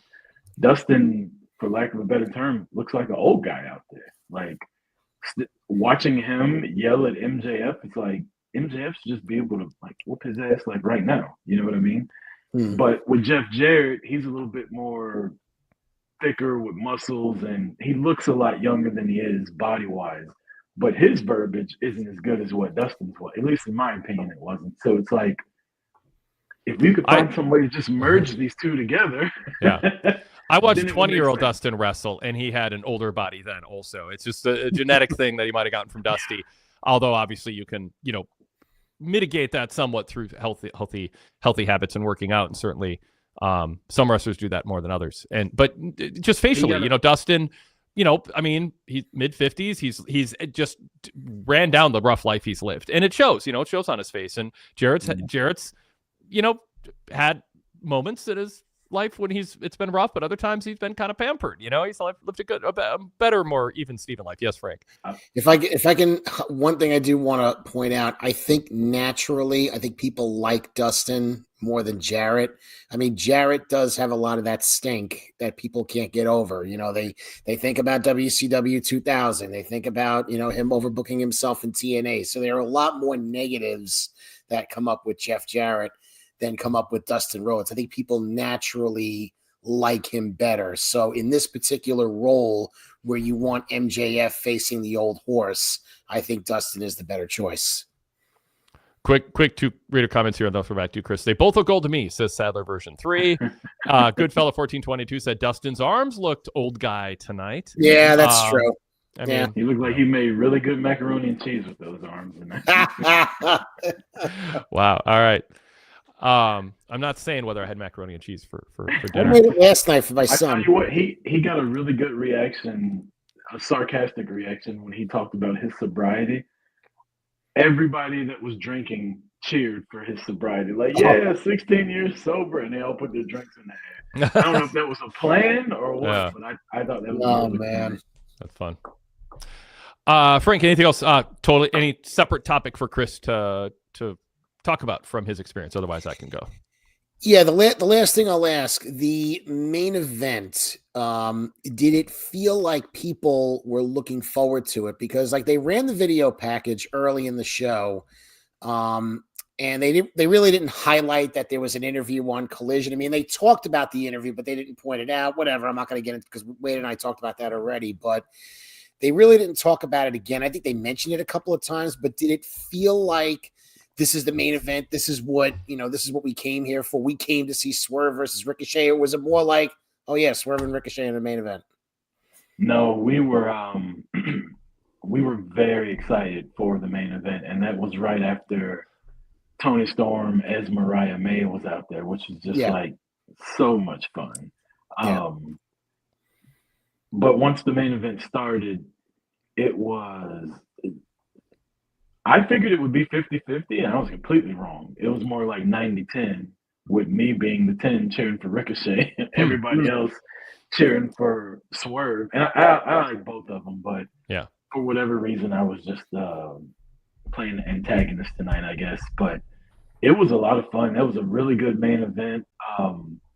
The spot where they were standing on the guardrail, was literally right in front of us. I got a really good video of that. Yeah, that was hard hitting. It was surprising that Ricochet kicked out of the Swerve stomp and Swerve kicked out of a couple of his moves. Yeah, and it was just like people were into it. It was the main event, and that was what people came to see tonight was Swerve versus Ricochet. So, Swerve as a star compared to Will Ospreay at the beginning, compared to whomever in the middle. Where is Swerve? Even though you cheered for Ricochet, so you got to be objective here. But where was Swerve compared to others? He's up there. I hear the Jey Uso talk about, it's all about the entrance and all that, and you kind of get that with Swerve with the Who's House when Nana's outside, but people are into it. It doesn't matter why people are into it. People are into it, and they're into it throughout the whole match. It's one thing if you come out and you get a reaction and the match starts and everybody goes to the bathroom. Right. But he got a reaction for his entrance, and people are chanting for him the entire match, and people are hanging on every move through the entire match, at least from Atlanta tonight. Now, I don't know what it's like everywhere else, but tonight he was a star tonight. He was up there with Ospreay, I think. Yeah. It was, if I could give you the reactions, it'd probably be the Hurt Syndicate, like it's so hard to judge because they were so over tonight. But it'd probably be like a 4-way tie between Hurt Syndicate, Swerve, Ospreay, and when Toni Storm came out as Mariah May. Like those are probably the biggest reactions. That was my next question, Chris, and you led right into it. Great. Is how did Toni, because Toni Storm's a completely different type of character and wrestler than Will Ospreay and Swerve Strickland in so many ways. But I was curious if this crowd looked at this as, oh, we came to see her and we love her, and then when the bell rang, there's been some talk, maybe the match went a little long. I'm curious what it was like in the building for you, energy-wise, if they sustained things. I didn't think it went long at all. And judging by how the crowd was either, like it was entertaining. I'm a big Queen Aminata fan. I don't know how everybody else in the crowd felt tonight, but I like her a lot. I wish they would, as I talked about earlier, like AEW does this thing where they put people on TV and then they take them away, and then they put people on TV. Like, for example, the title match last week with Mercedes and Yuka.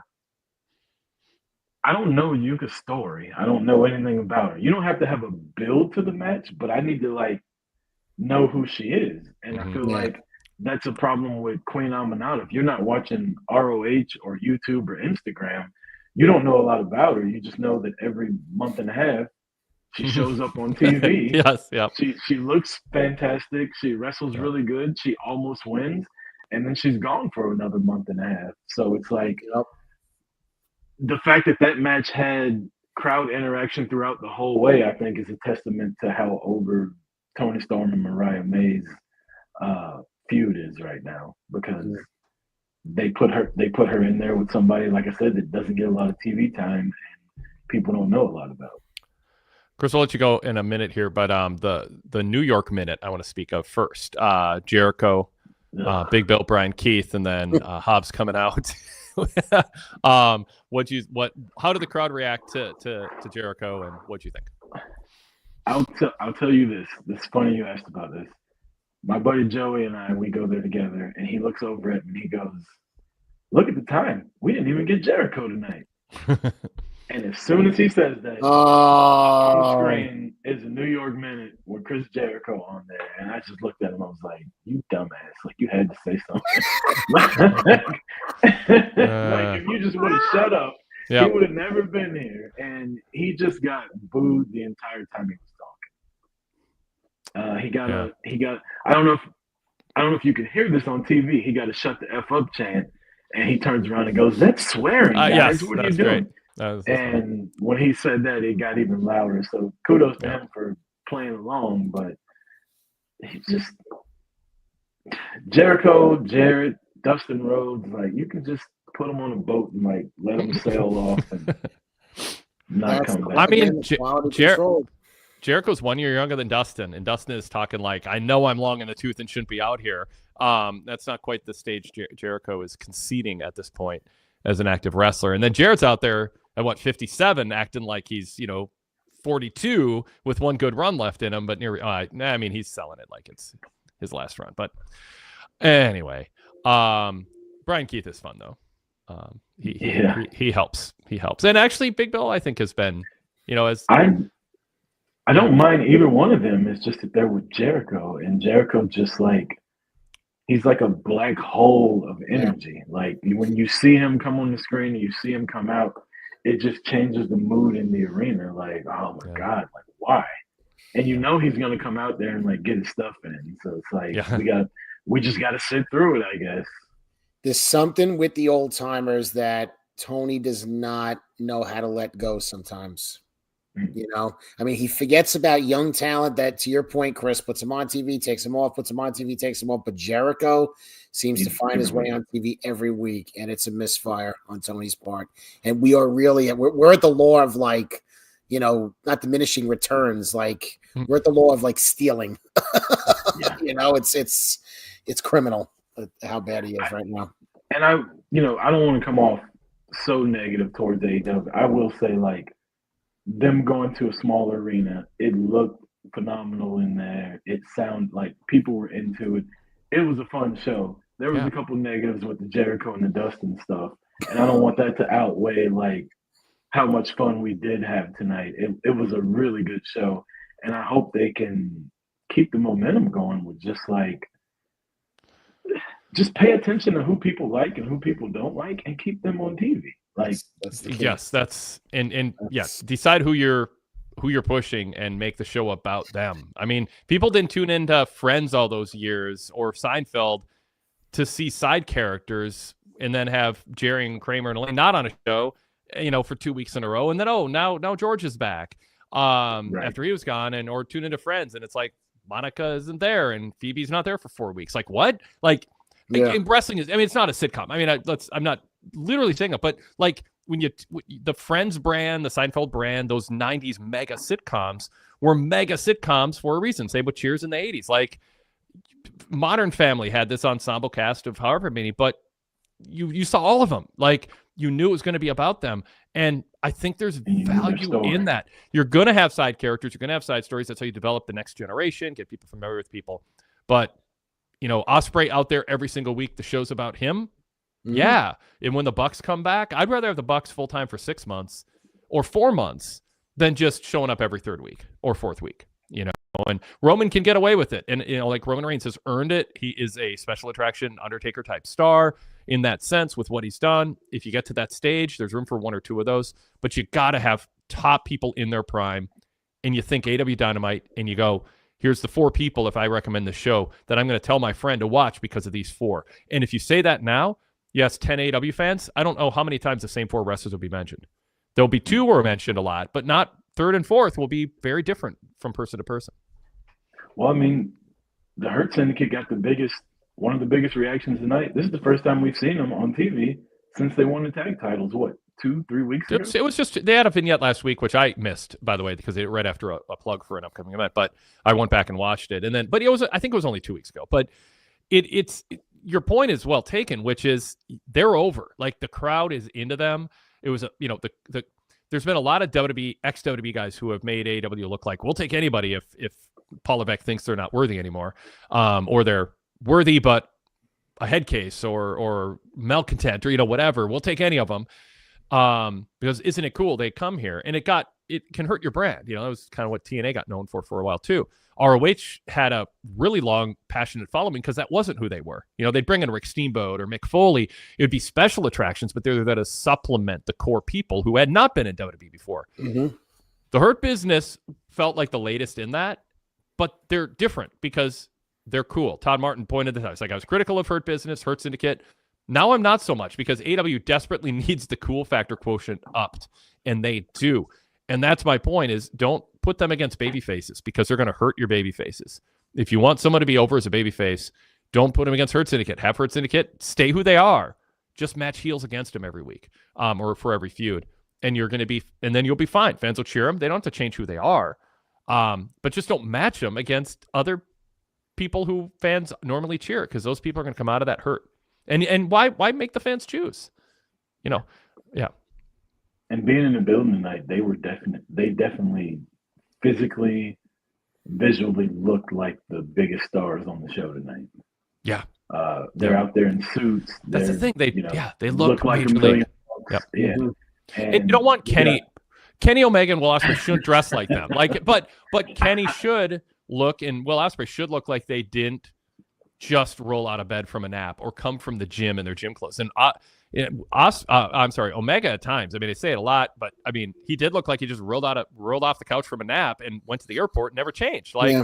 And I was literally about to bring up Omega's wardrobe tonight compared to the Syndicate. Like you said, he looked like he got off the plane. I mean, this arena was right next to the airport. It was like his plane was late. I'm sure he didn't change. And he just took an Uber over there and came out at the end and walked back to the back and got on the plane again. And that's bad because when he first came back, like he did look like $1 million. Like he came out, he was dressed nice, cut a good promo, but he even brought it up tonight. His first match back with AEW, he's already wrestled in Japan and a couple other places. AEW is your home base, though. Why are you not having your comeback match in AEW?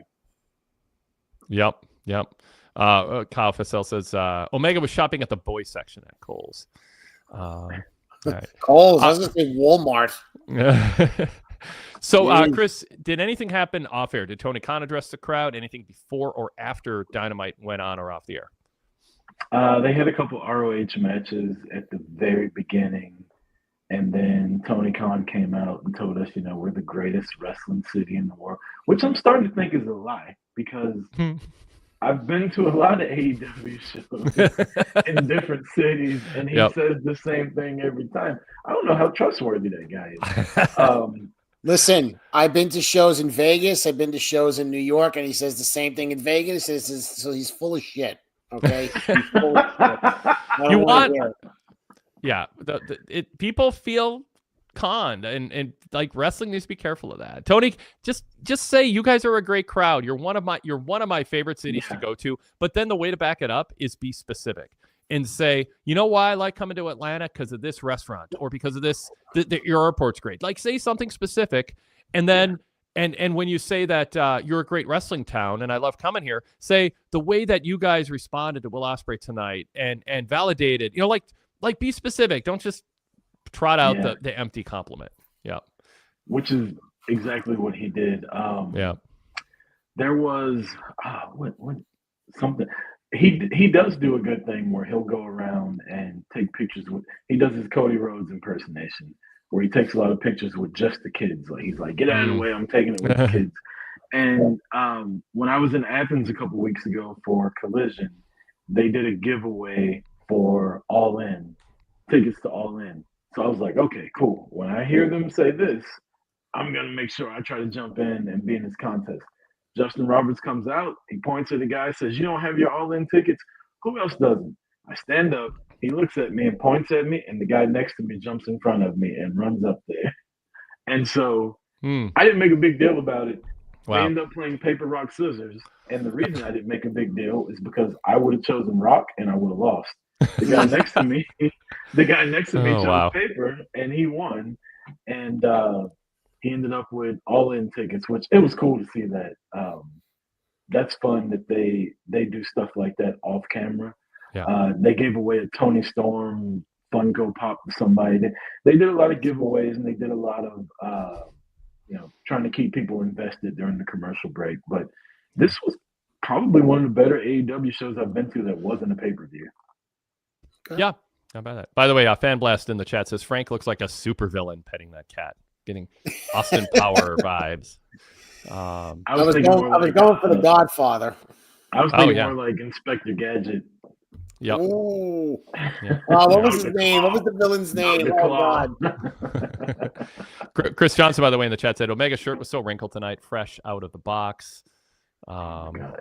I'm so a person against wrinkles that, like, I ironed my clothes before I was leaving. My girlfriend's like, you're going to a wrestling show. And I'm like, yeah, my shirt's wrinkled. Like, Omega needs to take my OCD-ness and make sure he starts, like, trying to at least look like he's about to be on TV. I love it. All right, cool. Chris, thank you for your time once again. This is a great conversation. I appreciate it. Yeah. I have a question. Yeah. It's a Collision question. I don't know if you watched it or not, but I was watching Copeland's promo that he cut on Moxley. Did you all watch that? I didn't see this Saturday's Collision because of the robot. I didn't catch up yet. Yeah, so I read him. Yeah. I don't know if he was taking shots at Punk, and I don't know if he was taking shots at Tony Khan. But the first thing he said was Moxley's a malcontent. And I've been around people like you that just blame everybody else and never want to look in the mirror. And I thought, I know somebody like that that's in wrestling. I wonder if he's talking about him. But then what really perked me up was, and I'm paraphrasing, is he says, we just got a new streaming deal where we're on HBO Max, and you put the title in a briefcase so people that tune in don't know who the champion is. That's real smart. You should keep doing that. And I thought, wow, yeah. I don't think he's talking to Moxley. I think he's talking to Tony Khan. Or he's talking to Moxley, who gets to do what he wants, and thus he's talking to Tony Khan, going, take control of your top guys. It's interesting. I gotta go back and watch that now. Yeah, that sounds newsworthy or worth at least compelling. Like what's going on here? Yeah, I'm not a big Cope guy, but when I was playing it while I was getting dressed today, and I heard it, and I kind of perked up and went back and watched it again, and I was like, I don't know who he was directing it. Well, no wonder they didn't call too much attention to it then on Dynamite. That makes sense. Yes. Yeah. Yes. I don't know who he was shooting at, but he was shooting. Yeah. Michael Frazier says you have too much hair to be Dr. Evil, Frank. This is true. So does your cat. Thank you, Chris, once again. I appreciate it again, Wade, for always letting me come on, and I love all the content, and good to talk to you, Frank. I appreciate it. Yes, good talking to you, Chris. Absolutely. Glad you had a good time. Excellent. Take care. Talk to you soon. All right. We announced this on yesterday's flagship. We've got our a VIP sale going on. We haven't done this on YouTube yet. You can save $10 on a 1 month, 3 month, or 1 year subscription. Go to PWTorch.com/GoVIP. Coupon code 2025 save 10. 2025 save 10. We have a QR code on the screen. So if you're watching us on your laptop or TV, point your phone at that. It'll take you right to the sign up page, or you can click on the sign up page link at PWTorch.com/GoVIP. A customizable RSS feed where you can subscribe to just our current shows and then split that into a separate feed for our flashback shows. And we are compatible with Apple Podcasts. When you sign up, you'll get an email. Click on it once, boom, it opens. If you're opening it on your iPhone, it'll just launch the VIP feed, the catch-all feed. And then you can customize it from there. 35 plus years of back issues of the Pro Wrestling Torch newsletter. We're coming up on 40 years in a couple years here. And an ad-free website and exclusive content, a new newsletter each week, and more. So check out full details, PWTorch.com/GoVIP. Our first sale since we went on YouTube. So this applies to whether you're listening to us on the podcast side of things or watching us on YouTube. Give us a try and catch up on our Royal Rumble Roundtable, not just from this past Saturday night, but going back to 2004. Every year we've done a post-Royal Rumble Roundtable after every WWE pay-per-view since 2004 when we started the VIP podcasts. And we have a special section designed where you can stream them on demand or subscribe to a specific RSS feed just for the Rumble post shows. And you can catch up and listen and binge 22 Royal Rumble post shows. And then on the Royal Rumble special section, which is linked on the sidebar on our VIP website on the article pages, on the right side of every page, you can click on that. And we have some shows where people on staff, Pat McNeil, I think most often did a look back at some ranking Royal Rumbles and looking at older ones even prior to 2004. So if you're still in the mood for Rumble conversation, it's a good time to go VIP. $10 off a 1 month, 3 month, or 10 or a 12-month subscription. PWTorch.com/GoVIP. Coupon code 2025 save 10. Speaking of that, Frank, you have a show here on YouTube, on the PWTorch YouTube channel, which also goes out as on our VIP podcast feed, called Pro Wrestling Then and Now. And you do similar to what Pat McNeil did with Jim Valley for quite a while, the way back playback, where they just look back at a show and comment on it. I mean, it's done in a lot of genres. You have brought it to the current era of PWTorch, added your own flair to it. You've got a rotation of co-hosts and a real casual but hardcore, passionate delving into some of the best and on occasion some of the worst pay-per-views that listeners suggest you review often. Frank, talk about that show. Absolutely. But before I do that, they are not kidding about the arena being right by the airport. It is literally on the final approach to the East Runway to Atlanta. Oh, wow. Looked at it. So next time I do an Atlanta leg when we're landing the East Runway, I'm going to peer down and see if I can find this place. You got the best view from the pilot seat. Yes. Yep. Well, on the departure, if we're departing to the west, I won't be able to see it. But landing east, I'm going to take a look for it next time. So cool. Just an interesting little tidbit there. Anyway, yes, Pro Wrestling Then and Now. It debuted on the YouTube channel back in November, and it has been on the VIP network for a little over 4 years now. It's just crazy that where does the time go? It's just it's crazy that it's been that long. And I'll talk about that in a second once I talk about the show. But yeah, we look back at old pay-per-views, a rotation of co-hosts. But we also we look at it through today's lens and, okay, this match happened. How would this work today? How would they book it? What worked, what didn't work? Why didn't it work? One of the things that's really fun is reading your old newsletters. because I get your ratings and I get your thoughts. And it's fun seeing like the things that you talk about now, you'll talk about then, just change the wrestlers that we're talking about, so it's really fun to see what you were thinking. And there were things that like, I watched a lot of these shows in real time back in the day. I'm like, I wasn't thinking about certain things that you pointed out. So anyway, that's that. And, we basically review it as if we're reviewing it in real time, just like you guys do on the post PLE and the pay-per-view roundtables. I've got kind of 2 tracks going on. What do I mean by that? I'm in a 30-year look-back window, and that's looking at 1995 WWF this year. I started with the 95 Rumble, and John Mazzara, longtime contributor, joined me for that. And he's going to be on the ride with me pretty much all year, looking back at 95. And it'll be a lot of fun because we're coming up on the In Your House era. So I want to go back. I feel like there's a lot of hidden treasures in that time period, a lot of fun matches that we can review.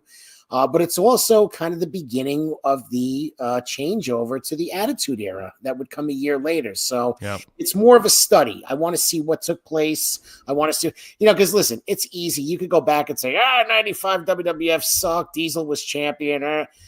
Okay, why did it suck? What didn't work? What could have been changed? I'm unhealthily obsessed with rebooking late 94 to 95 wrestling. I'll probably talk about it when we do WrestleMania. I probably drive, but I'm always coming up with the alternate scenario. So that's track 1. The other track is I kind of leave open.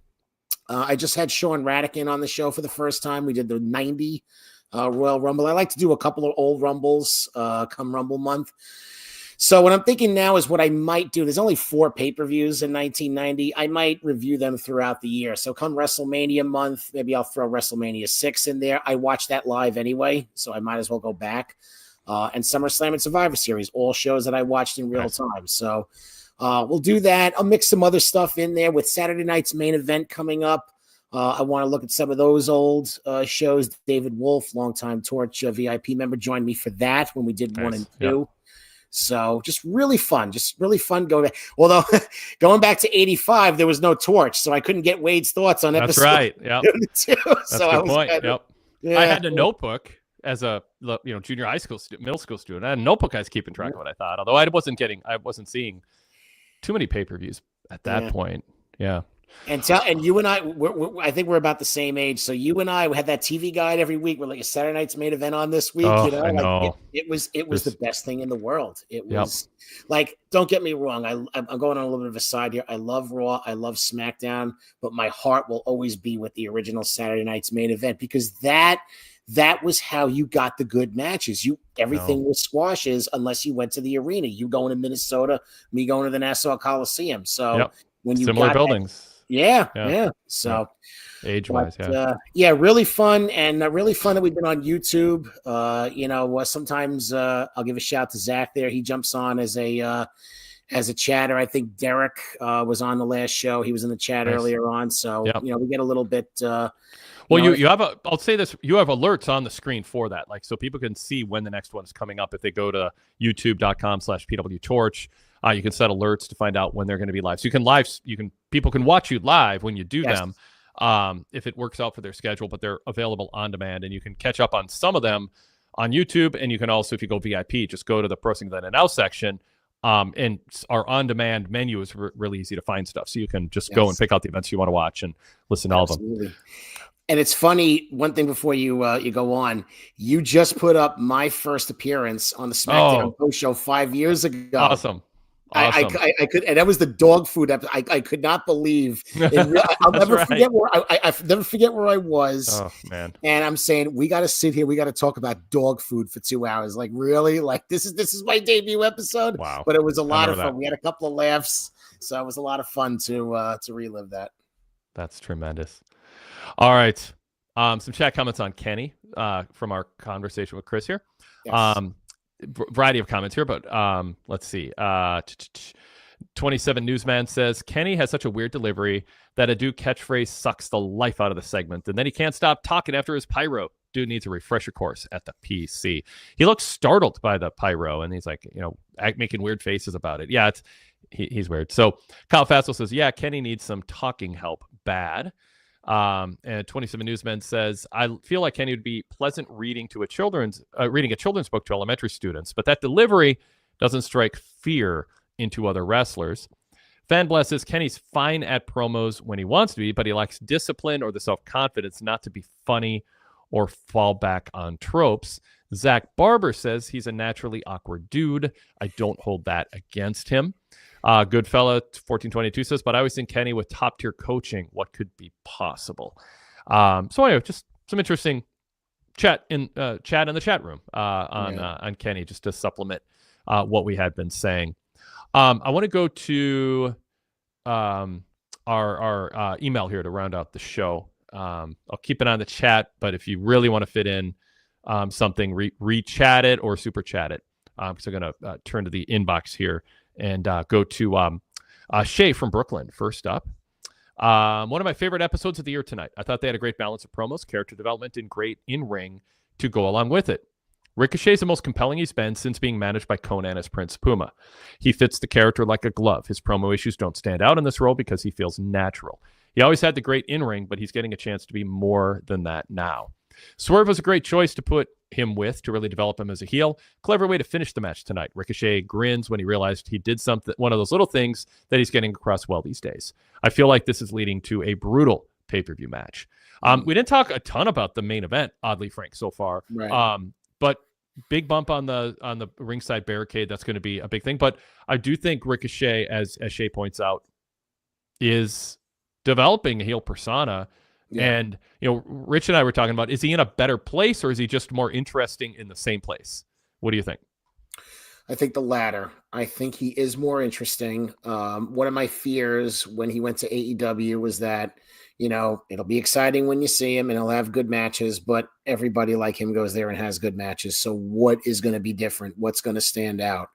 And I think what they've given him is a lot more interesting. I'm not saying I love it. Like, I don't think he should be walking around with scissors trying to stab Swerve. And I mean, we've seen so many. I think you talked about this this week with Rich. Yeah. I wish AEW would get away from that. I mean, sometimes I feel like, Tony, it's not the 90s anymore and you're not running ECW. So please, But nevertheless, I'm more interested in Ricochet than I have been in the past. I land on it being interesting. I'm curious where they're going with. They're obviously going to have another match. I didn't think that this is the end of it. Right. Kind of wish. Was it a crap ending? I guess not. I mean, he put his arms up. He didn't whack him in the balls. I mean, if he did, that's a DQ. So I guess that protects Swerve, and they're trying to walk the line, like they're trying not to do a crappy finish, but it kind of is, so I get it. I mean, Swerve, that tells me that he cares about protecting Swerve. So I like that, I like, he was your world champion last year, in case you forgot. Excalibur, I thought, did a nice job talking about their history on the indie scene in 2017, and that was Ricochet was established. Swerve was was on the upward trajectory, but Ricochet was established, and since then, he said Swerve won the world title, and that caused him to leapfrog Ricochet in terms of his status in wrestling. And so that's good, and then that plays into Ricochet. You naturally think, Ricochet would be bitter and he'd be trying to undercut Swerve because Swerve leapfrogged him. Zach Barber said Ricochet is actually interesting. It's a miracle. Kyle Fassel says Ricochet needed that win, I think. Now they need to stick with the momentum. Can't be Tony's toy for the next month and then nothing. All right. Next point from Shay. Hangman Page and MJF teases are being well done. We know it's coming, and I enjoy the ways they're letting it play out in the background. Also, like that, it's a slow burn for Hangman to return to the upstanding cowboy he once was. Mm-hmm. Max Caster's delusional character also works well so far. I'm enjoying Max Caster in this role. When he played it so straight, I asked, are we to believe he thinks he's the best wrestler in the world, like legitimately, or is he doing it kind of, little like tongue in cheek? And if so, to what ends? I'm still not sure I know that answer. And it's so weird because Caster was at one point cool. And now he's not. But he's leaning into it. in a way that I would not have forecast. So your thoughts on that?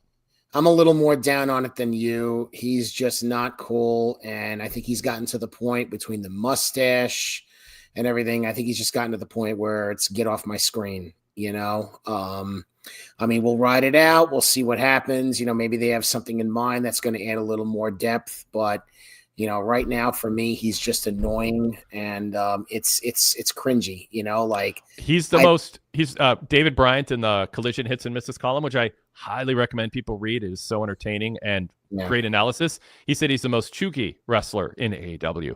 What was the word he used? Chuggy. You can check it out on just do a Google search. It's a slang term for something that's no longer trendy or fashionable. Just something that was once cool no longer is. Yeah.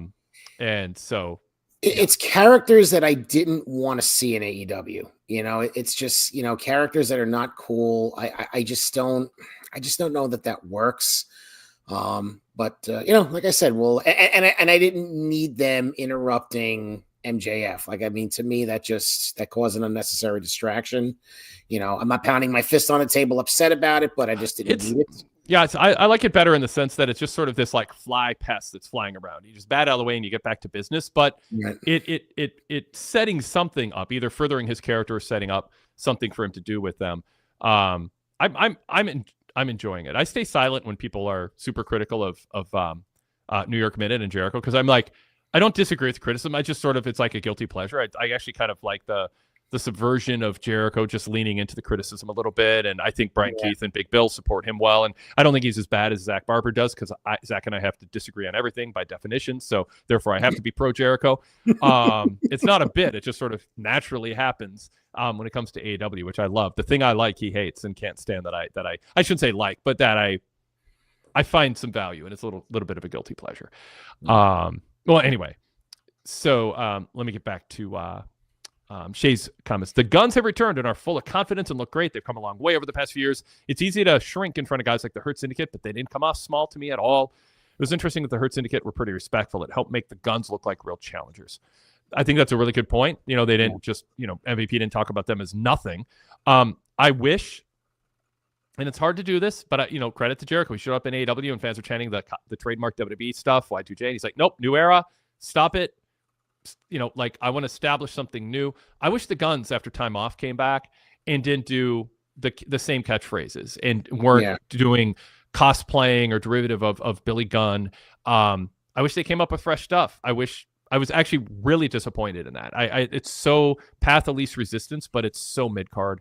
And it's so derivative and it's so living in the past. And, you know, you're like, well, we want to do a tribute to our dad and this is over, and it always gets a pop. Come up with something new. Like, that'll get a pop. It's pro wrestling. You can do it. Yeah. So, you know, 2 words for you. If I never hear that again, I'll be happy in a contemporary sense. Like, stop saying it. Come up with some. It just feels lazy and easy. And so I was bummed out by that, because I'm fans of Austin and Colton. And I think they're in a better role now, just being a tag team and not sidekicks and everything that they had been doing with their dad and against their dad. But I was disappointed they didn't actually freshen up the material. And the yelling, it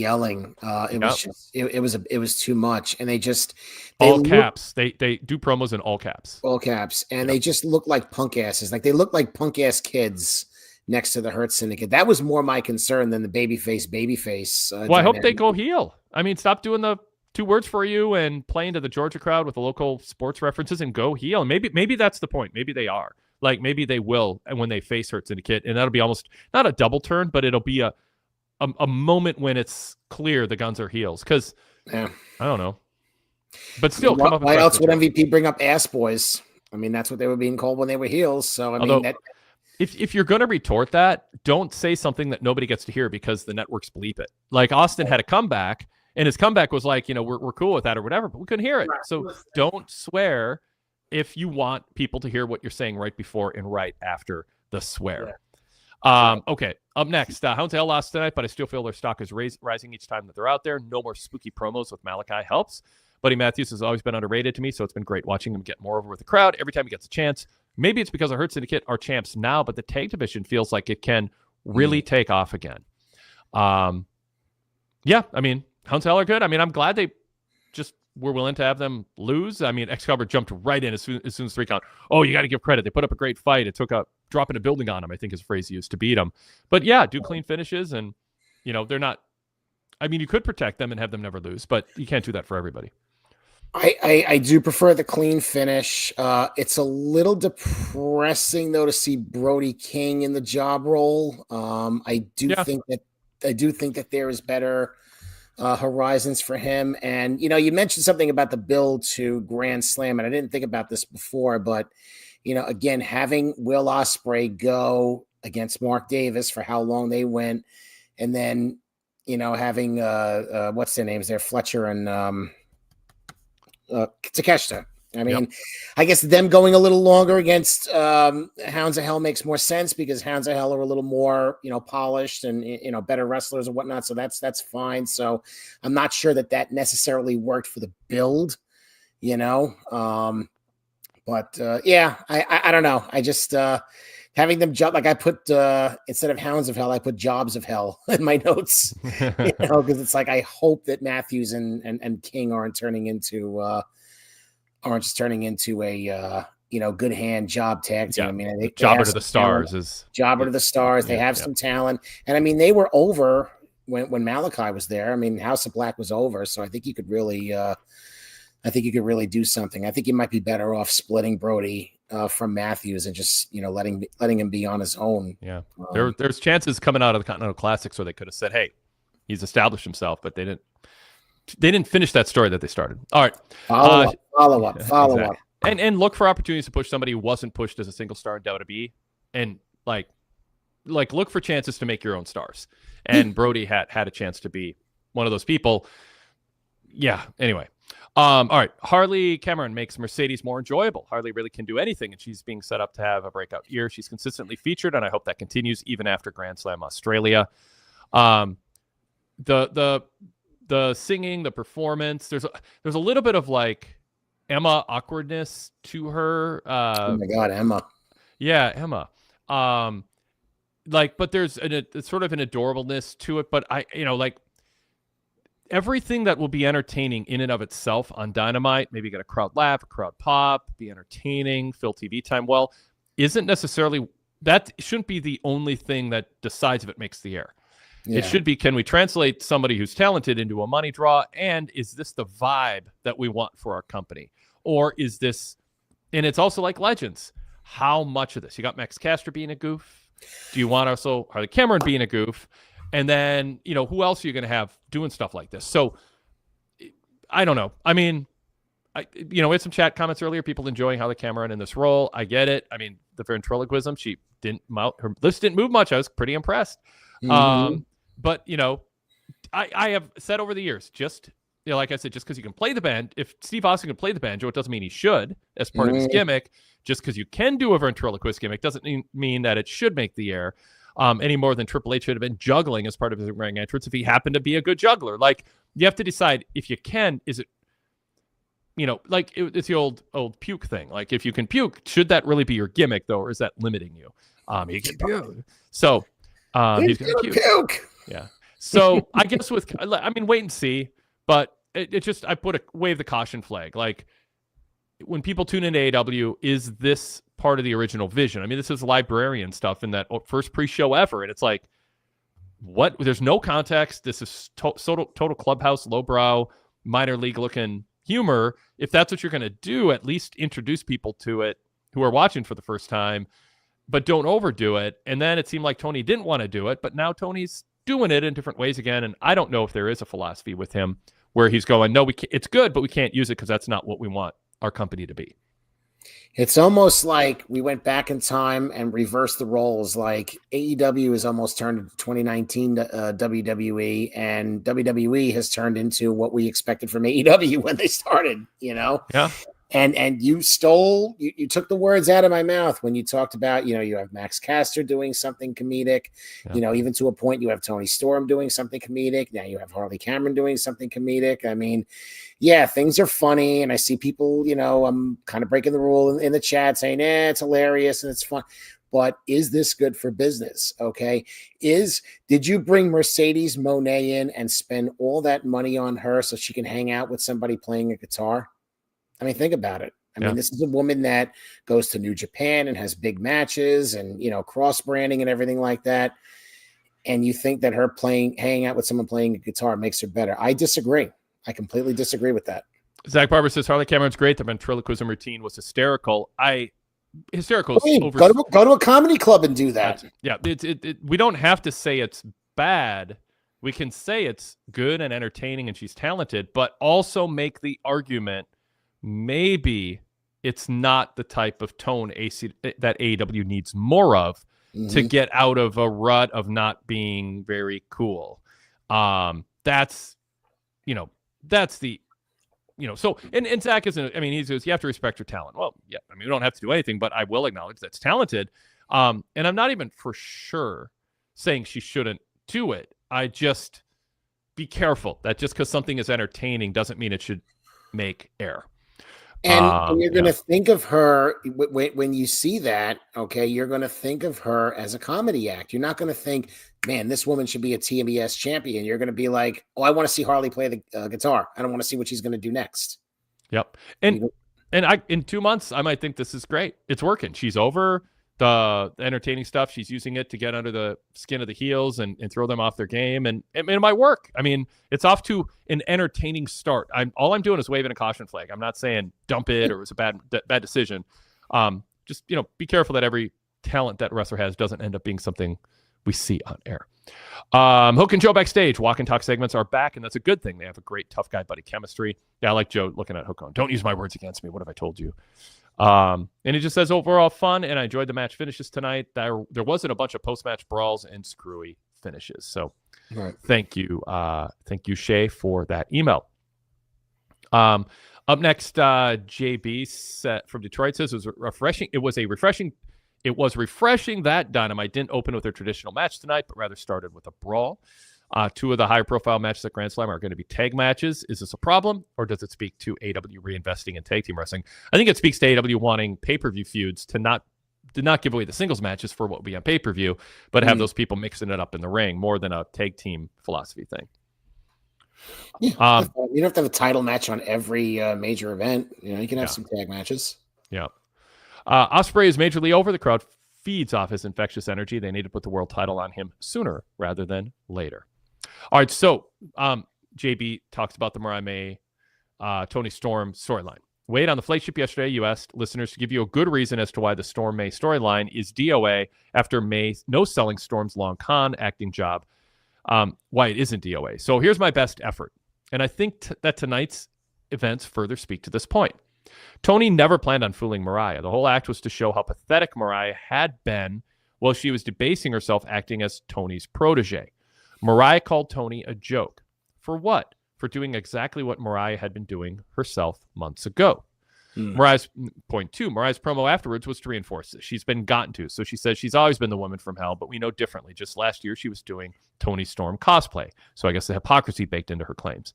She's still using Tony's finisher. She's still caught in her mentor's shadow, whether she likes it or not.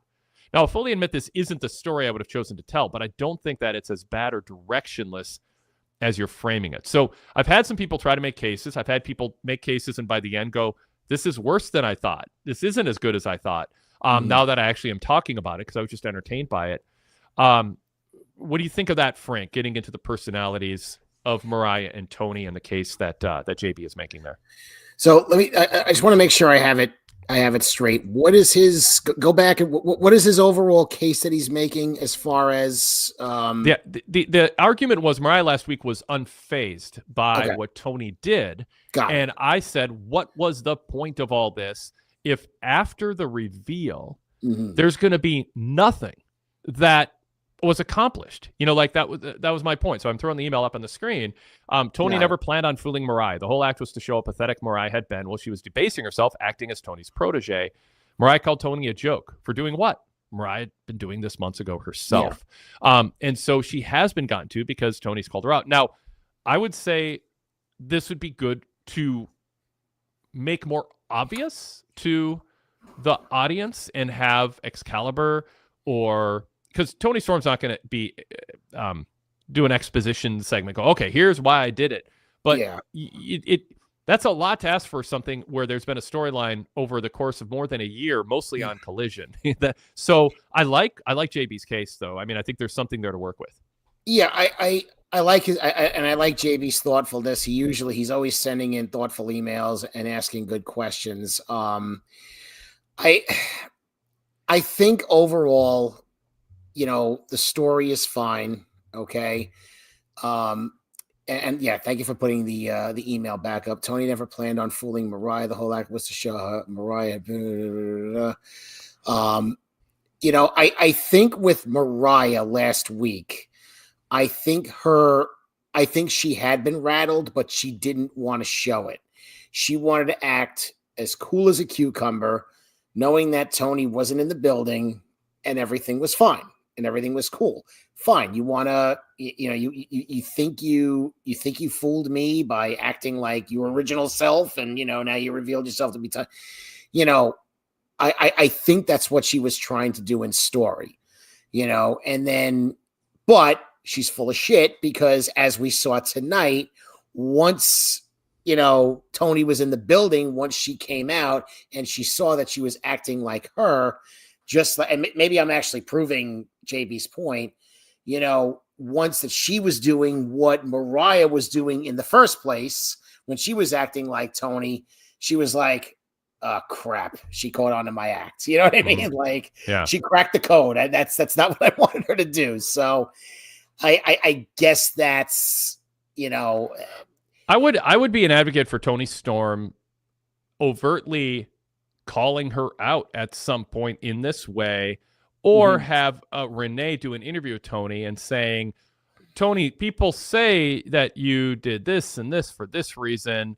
The way I see it, you're pointing out Mariah May's hypocrisy, and Tony can play dumb or kind of indicate you're onto something, but I'm not going to, I got to stay in character, but whatever. But you can use Renee, for instance, Renee Paquette to actually really underline if this is what they're going for and what JB writes is what they're going for. Or maybe they're like, JB's saving us. We didn't know what we were doing. Now this totally makes sense. Let's go with it. Whatever it is, go with it. I think there's some substance there to say, she's, Zach Barber's been saying she's not a psychopath,